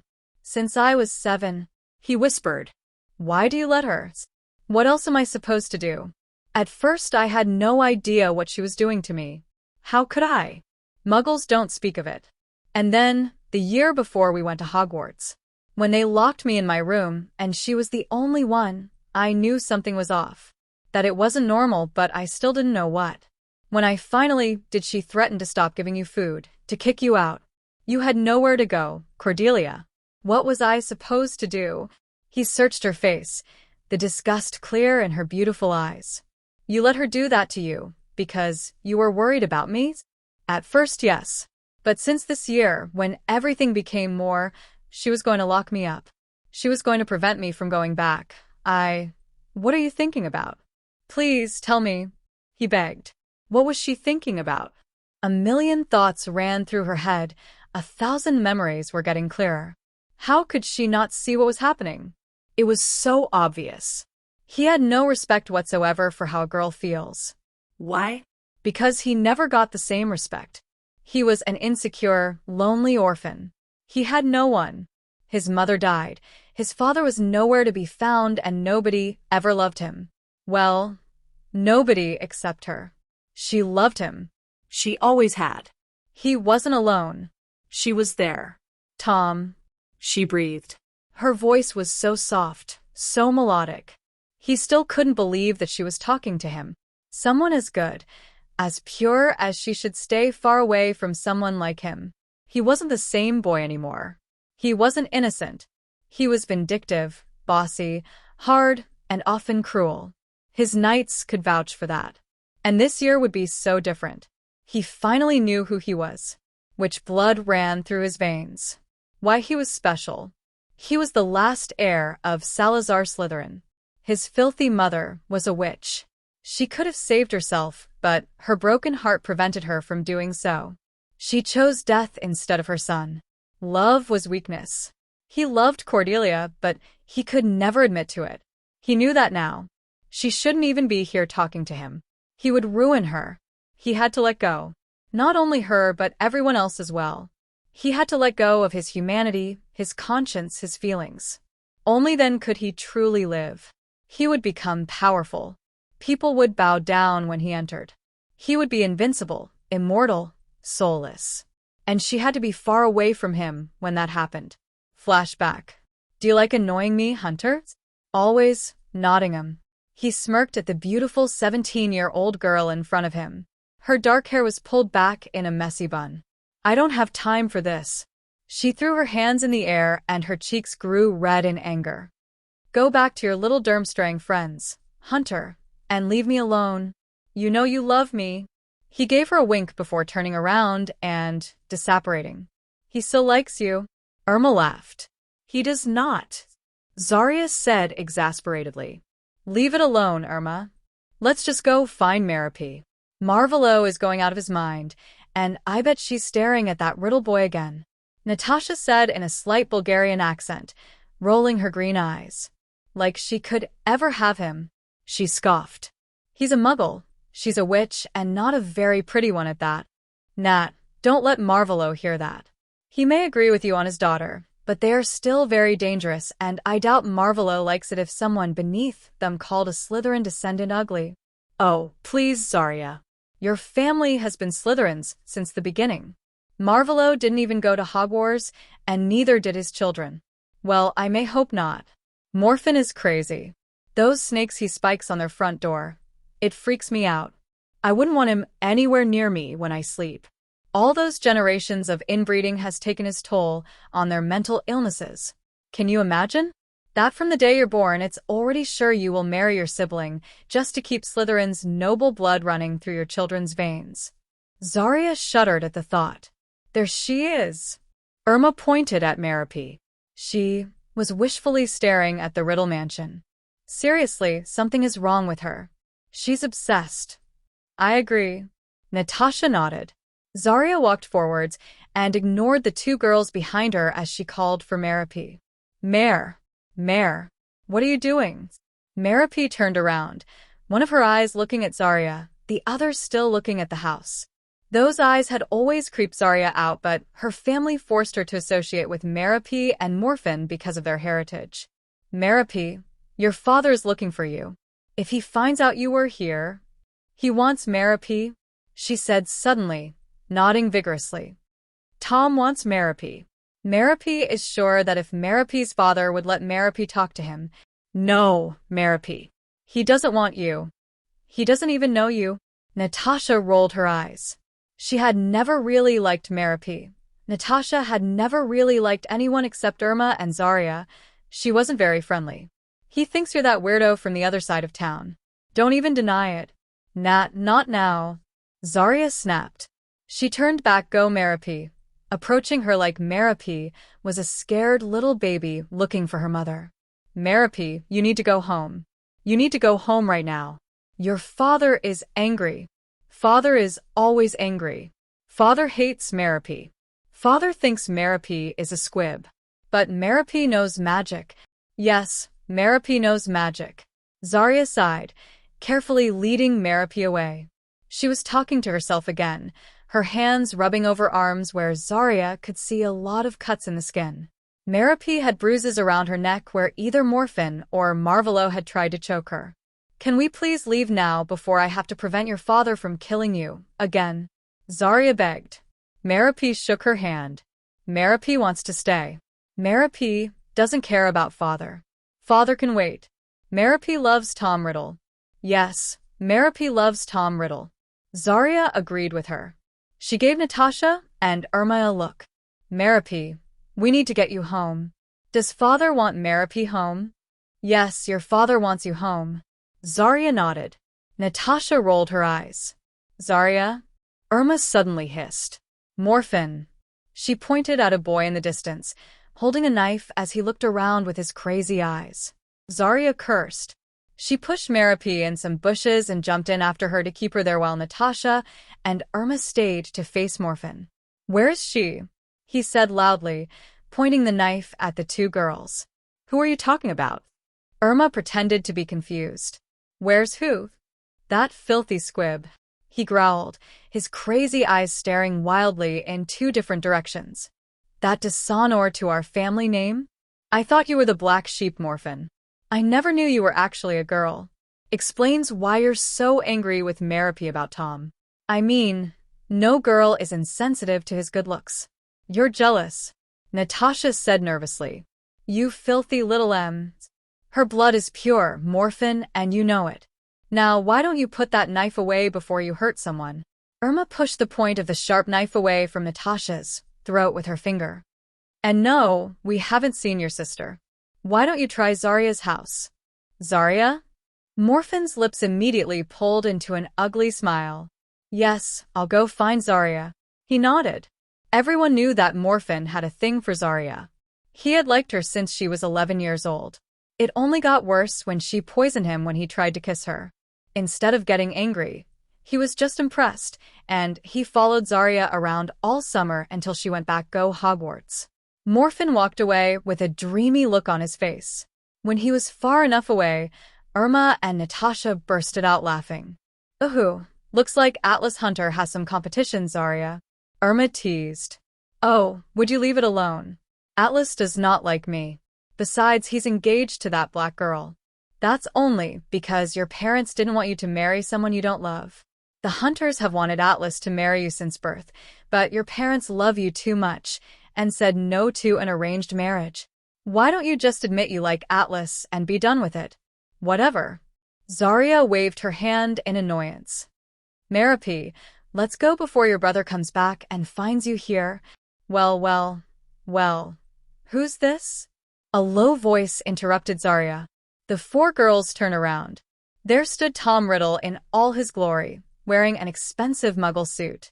His black hair perfectly styled, a lazy smirk on his perfect face, and his dark, multicolored eyes staring straight at Natasha. And who might you be? My name's Natasha Karkaroff, she said awkwardly. And these are my friends Irma Crabbe and Zarya Nottingham. Never heard of you, he said in a posh voice, his nose high in the air, as if he were smelling something foul. If only he knew who he was talking to. So what are three pretty girls doing with that? He said, pointing at Merope, who looked at him with a starstruck gaze. Isn't she one of those weird gaunts on the hill? You shouldn't associate with them. My name is Tom Riddle. I live in that mansion, over there. He pointed at the huge mansion behind them. Oh, we know. Irma giggled, stopping only when Natasha nudged her hard in the ribs.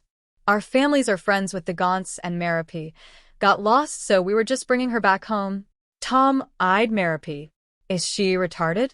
We're still not entirely sure, Natasha said, looking at Merope with a disgusted lull on her face. That's why she really needs to go home with us. If you would excuse us, Merope, it's time to go. The three of them managed to pull Merope away from a confused-looking Tom Riddle. Little did they know that a little over a year later another Tom Riddle would be born in a lonely orphanage, and Merope would finally get what she always wanted. Chapter 12. Hogwarts Castle, Scotland. September 1st, 1942. Hey, Deli, how was your summer? Her best friend smiled as Cordelia entered the compartment where Lucretia was sitting with Walburga, Druella, Violet, and Penelope. Fine, Cordelia said absent-mindedly. She sat down next to Violet. How's Tom's? Druella asked a little too eagerly. Fine. Okay, I'm worried. Fine isn't good. Fine is fine. No. Fine is like somewhere in between horrendous and terrible, Lucretia said. It's fantastic, good, not so bad, bad, terrible, fine. I just don't feel so good. Cordelia waved them off. Must have been the food at the orphanage. Okay, on to more important matters, Walburga said. Who got prefects? I did, and so did Tom. Cordelia shrugged. Surprise, surprise, Walburga scoffed, glaring at Cordelia. You must like that extra time alone with Riddle. Believe me, I'm not that thrilled about it, Cordelia said harshly, and Lucretia immediately knew that. Something was wrong. She kept staring at Cordelia until evening fell and the train slowed down. Cordelia hadn't spoken one word. She just stared out the window. You coming? Violet's voice snapped her out of her thoughts. Cordelia nodded and got up. She followed them into the carriages and tried to ignore Walburga, who seemed to have found new ways to subtly insult Cordelia. The great hall was already full when the girls entered. Tom was sitting with Abraxas, Lestrange, and Mulciber. He looked up as Cordelia entered.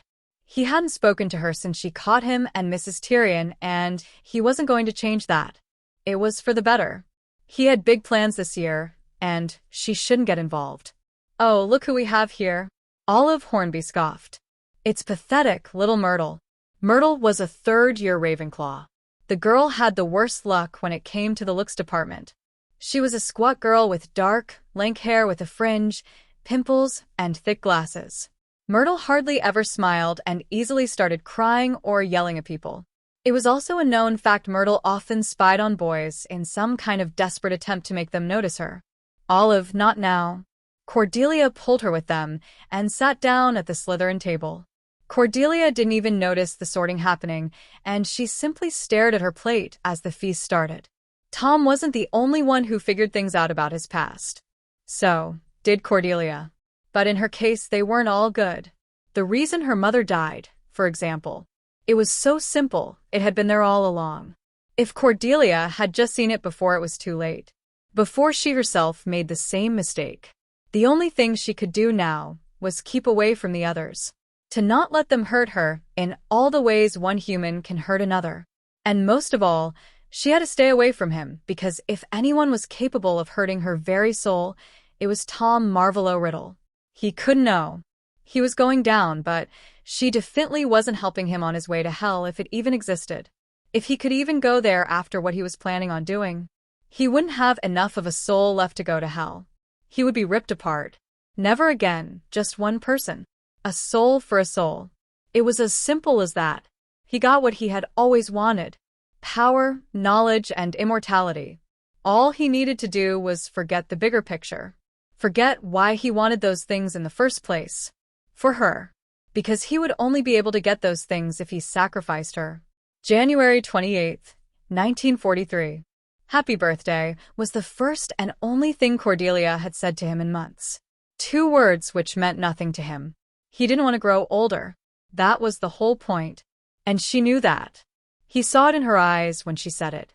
It was meant to anger him, fire him up. Who's that? Isabella Yaxley. She's pretty, obviously. Tom rolled his eyes. Mother has been nagging me about finding me a fiancé. She says I have to marry immediately after school after my sister's disowning. What happened to her? Got pregnant? That's not so bad. With a muggle, died in childbirth. I'm sorry. I didn't care for her. Abraxas shrugged while Evan Rosier looked sympathetic. Tom didn't show any emotion, and William Lestrange had missed the entire conversation because his eyes were currently glued to a certain dark-haired prefect. But back to that Isabella girl. A Yaxley. That's a pure-blooded family, is it not? Yes, Tom said, not looking up from his potion. Have you done her? Tom pretended not to hear Abraxas, as he added some unicorn hair. Come on, Riddle. Is she any good? No response. Rid dash. Tom finally looked up. His face showed nothing other than hate. Stop talking, he commanded with the voice he only used on them. His friends, or, as he called them in secret, his knights. People that knew what Tom was capable of and were either afraid of him or believed in his ideals. Malfoy was the highest in rank, but even he couldn't afford a mistake. I apologize, my lord, he whispered. Tom didn't respond. Something else had caught his attention. Lestrange had made the mistake of staring a little too long, and Tom had caught him. Not only that, but Cordelia was actually returning Lestrange's lovesick smile. Tom raged on the inside, but on the outside, he showed no emotion. Then suddenly William was writhing in pain. He fell from his chair. Tom, seated next to him, pretended to be concerned. That was what made Tom different from the others. He had a way of playing people. They never say behind the mask he put up for them. To anyone else, he was just an ordinary boy who happened to be extremely talented in every aspect of magic. He was handsome and charming. He had a way with words, with looks, with smiles. It fooled them all. But on the inside, Tom was cold. His destiny was one without love. He felt no joy, no happiness. Only hate and greed. That's what made Tom special. Because Lestrange hadn't fallen from his chair without help, he wasn't writhing in pain without a cause. No, William Lestrange, like every single one of Tom's knights, was under his full control. He owned their body, their thoughts, and their lives. They couldn't keep anything a secret, and there was no way of torture that Tom couldn't use on them. They should have realized that before giving him everything. Then suddenly, Tom felt a hard and solid mass collide with his cheek. He looked up, his focus going from a bleeding Lestrange to a furious Cordelia Hunter. She was glaring at him with so much ice that any other person would have surrendered on the spot. Her lips were thin, and her hair seemed to move on its own as glass jars started exploding. She was so angry with him that she lost all control. Cordelia knew Tom was behind it because William immediately stopped screaming when turned to look at her. You will die alone, Tom. And dying you will. Chapter 13. April 5th, 1943. The Chamber of Secrets has been opened. Enemies of the air, beware. The message was still as clear as it had been when it was written several weeks ago. Meanwhile, 5 students had been attacked. No Muggleborn was allowed to be alone. The castle lived in fear. Everyone was afraid. Everyone with the exception of 2 Slytherins. 2 prefects to be precise. They weren't afraid. Cordelia stared at the message. She was supposed to be patrolling the corridors, but Tom never showed up. She wasn't allowed to go out alone, but she did it anyways. She had nothing to fear. It's dangerous alone in these hallways, Cordelia. His voice rang through the silent corridor. What are you doing, Tom? She turned to him. Is it worth it? Is all of this really worth it? What are you talking about? You know exactly what I'm talking about, Riddle. I've seen the marks. I know what they call you. I know what you've become. He looked shocked. How? It doesn't matter. I'm not angry. I'm not disappointed. I feel nothing. All I want to know is, was it worth it? You know how they treated us, Cordelia. Those, we should rule over them, not them over us. We have a power, so why don't we use it? Not all Muggles are bad, Tom. We've had some pretty bad examples. But think about Martha, about kind Mrs. Sutter, about Mr. Foster, who always gave us free candy. Have you forgotten them?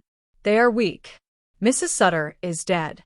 Martha has been married off to a total stranger, and Mr. Foster lost his wife and children and gambled all of his money. They're pathetic. Because they are mortal? Because they make mistakes? Have you lost your mind, Tom? I no longer respond to that name, he said coldly. Cordelia gasped. She had no idea how far gone he really was. How far away he was from her. From himself. I want no part in this, she suddenly said as she stood up straight. You can go to hell without my help. I've told you this once before, and I'm telling you again. You are mortal, Tom. You are human. You will die, and if you go down this road, you will die alone. She stalked past him but turned around at the last moment. She had to try. After all, if he did this, it would be her death sentence. Love, Tom. Love is the key to an immortal life. Why live without a purpose? Why live without love? You want to live forever. You want no weaknesses. You'll always have a weakness.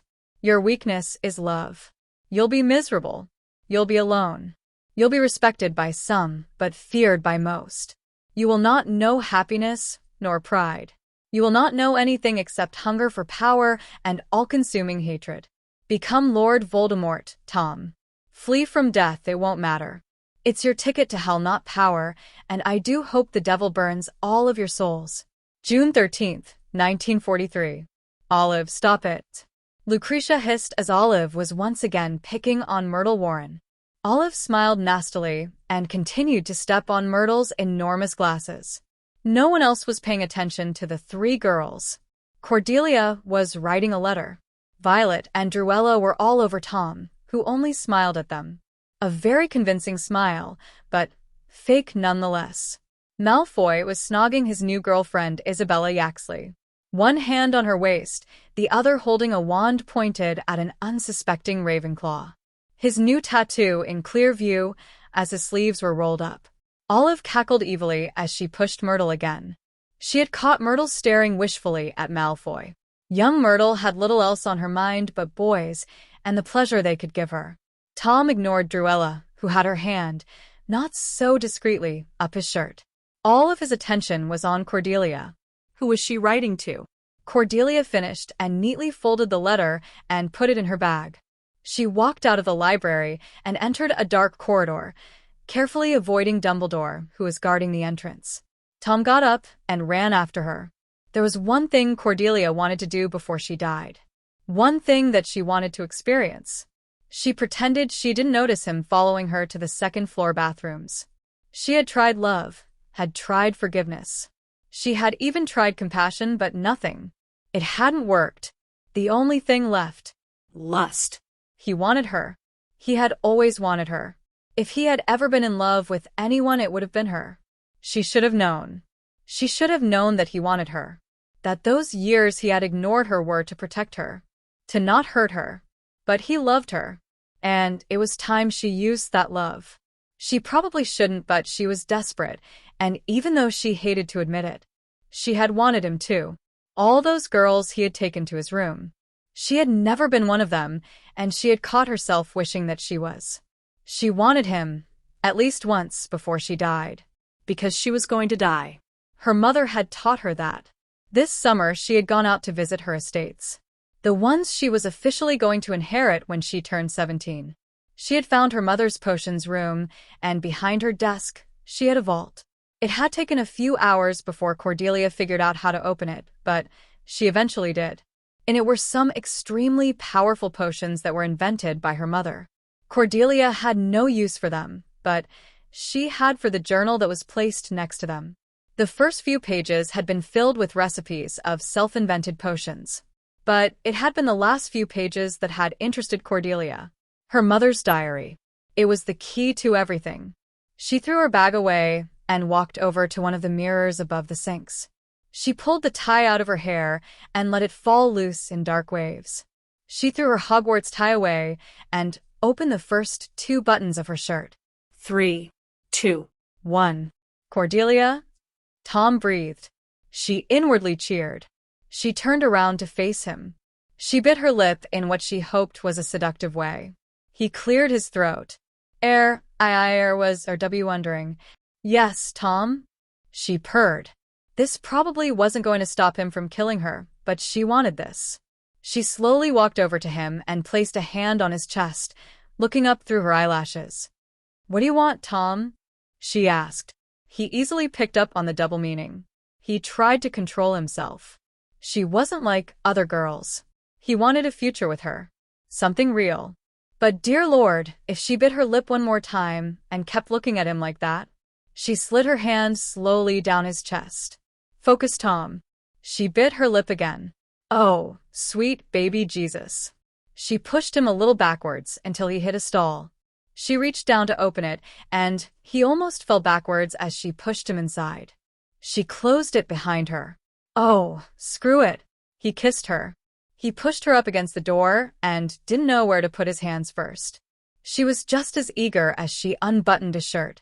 His hand reached for her skirt and pushed it up. What the hell was happening? She really shouldn't be doing this. Not here, especially not with him. But God, did she want to? His kisses were hungry, his touches like fire. She wanted more. She needed more. It was as if her whole body screamed for her to get closer to this impossible man. She had just unbuttoned his pants when they heard the door slam. Someone came running in, crying loudly. Tom groaned in annoyance but pulled back. His hair was messy, his shirt lying somewhere near the toilet, his pants down his ankles. Cordelia blushed brightly at the sight. Tom quickly pulled up his pants and opened the door. He peeked around it and sighed as he saw who had disturbed them. Myrtle freaking Warren. He could kill her for this. He was so close. She didn't look like she was about to leave. She had ran into one of the stalls, sobbing with the door wide open. Tom growled lowly, and he closed the door to Cordelia slowly. "Stay here," he whispered before shutting it completely and magically locked it. Cordelia had to stay there. He hid away and knocked once on a stall door. Myrtle stopped crying for a second and looked up. She quickly shut the door to her stall. Good. This was perfect. He could make a Horcrux by killing moaning Myrtle, and then he could go back to Cordelia. He quietly moved past Myrtle's stall door and moved his way to the sinks. "Open," he said in Parseltongue. The basilisk was already waiting for him and slithered out.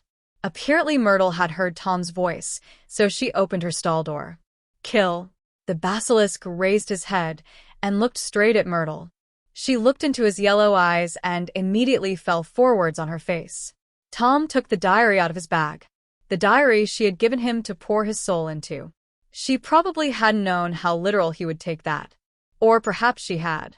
He concentrated and performed the spell he had learned by heart.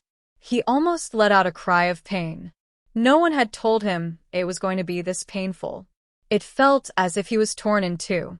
He fell to his knees, barely containing tears from pain. This was even worse than the Cruciatus curse. He bit his tongue hard. The metallic taste of blood filled his mouth, but that was the least of his worries. Then he heard another cry, followed by someone banging their head against something hard. Cordelia. Chapter 14. June 14th, 1943.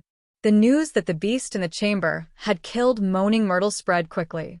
They were planning to close Hogwarts, something which Tom had hoped would never happen. But right now, he had something else on his mind. He was sitting in the hospital wing, holding Cordelia's hand. He had told them some cock-and-bull story about the beast attacking Cordelia and that he found her like this next to Warren. No one would question him. A groan made him look up. Cordelia's face was contorted with pain. Her head was bleeding from the fall, but that wasn't the worst part. Her whole body was slowly thinning and graying, as if something was sucking the life right out of her. "You did it," she croaked, finally opening her eyes. "You did it, and you can save me." "What can I do?" he begged. Cordelia had never seen him this worn out. He looked close to tears. "Reverse it." "Reverse what?" "The Horcrux. Take your soul back." "So you do know?" "Of course I know, Tom. My mum knew this would happen." "Your mum's?" She nodded, but it seemed to hurt her. "It wasn't killing that can split one's soul, Tom. It's losing your heart. You sacrificed love, so you could live forever. You sacrificed me." Tom was quiet. Did he do this? Did he have to choose between her and power?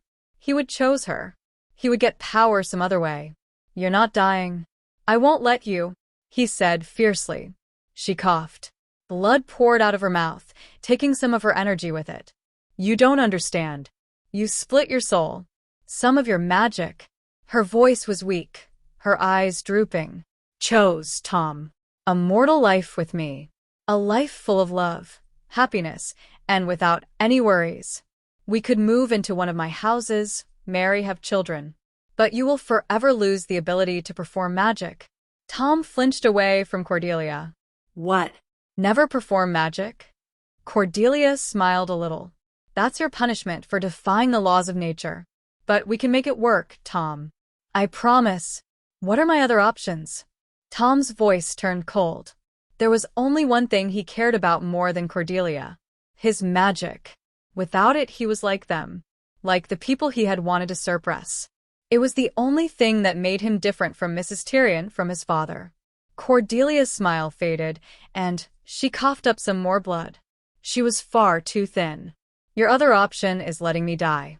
If you let me die, your mortality, your soul, and your innocence will die with me. You'll have eternal life. A life full of power. You will turn into Lord Voldemort. There would be no way back from there. But you will have a miserable life. A life without love. Without trust and emotion. You'll turn cold. Your heart will freeze. You will become the most powerful dark wizard of all time. He had to admit that he liked the sound of that. He had long since forgotten his reason to live. Mrs. Tyrion had slapped it out of him, had confused his feelings. Lust, love, hate, pain. It all felt the same to him.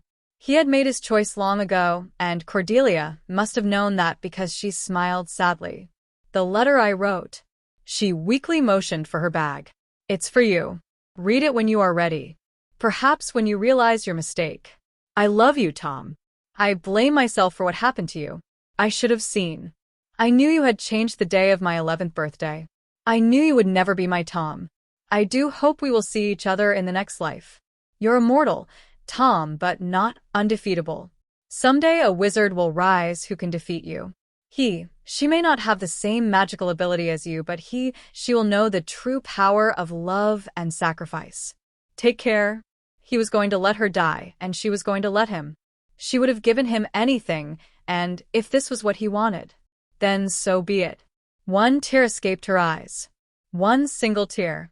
Tom could practically feel his soul being ripped out of his chest as he watched it roll down her rosy cheek. Her breathing slowed. Do something. Tom begged in his head. Do the right thing. Don't let her die. But nothing. He did nothing.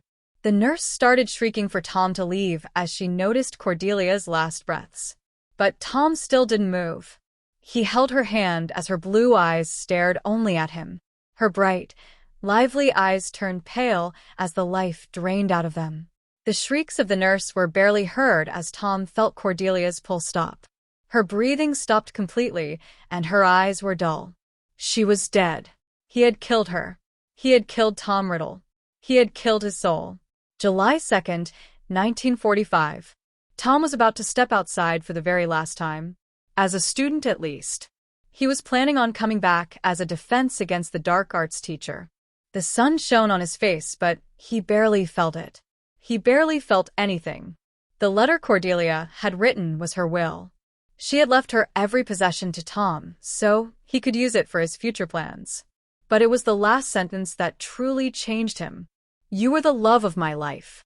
When I realized you didn't feel the same anymore, I knew I could never be truly happy alive. I didn't want to see you become what you are, and I guess dead was my escape. She had known. She had known he wouldn't choose to save her.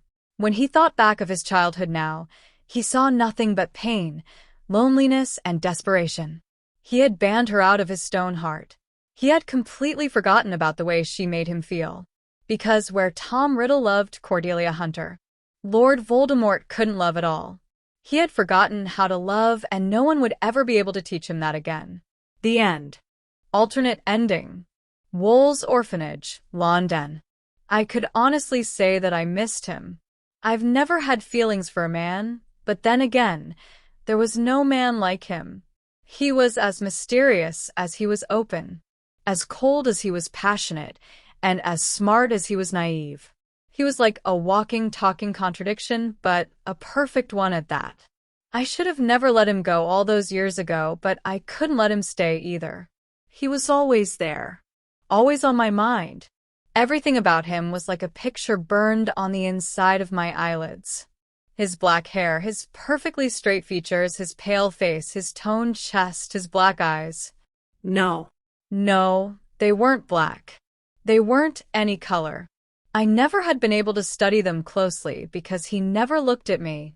He always looked away. Really, he never looked people in the eye. I doubted if there was anyone in the world that had a good enough look to see what color was swirling in the depths of his eyes. Were they blue? Or maybe green or brown? Just the thought of him hurt me. He wasn't coming back. Last summer was the last I'd ever see of him. He was the one that got away. Who was I kidding? I never had him in the first place. She had him. She let him get away. When she died, I had hoped he would turn to me, but no. He had lost all of his passion. Where he used to like to defy and annoy me, now he just looked done. Done with me. With himself. With life. He was 17 now, and apparently she had left him a house somewhere in the South. He lived there now. Rich as hell, they say. How I wish he was here. Now more than ever. I need him. He needs him. I never thought about what could happen. I had no experience. But now I had no choice but to admit to my sins. Because I had never thought about the possibility that maybe, just maybe, he would forget to do whatever he did, and I would pay for it. Time was closing in on me. In a few weeks, everyone would know what I so desperately had been hiding. Maybe I should go find him? Tell him exactly what he left behind? Would he leave me alone? Would he leave me alone with his child? Thank you for joining us at Grimoire Audiobooks for this journey into Something Changed by Papillon98. We hope you were captivated by this unique reimagining of the wizarding world and the profound exploration of Tom Riddle's character. If you enjoyed this audiobook, don't forget to hit that like button, subscribe to our channel, and ring the notification bell so you never miss an update. Your support fuels our magical journey through these incredible stories. Stay tuned for more enchanting tales and unforgettable adventures here at Grimoire Audiobooks. Until next time, keep the magic alive, and we'll see you soon.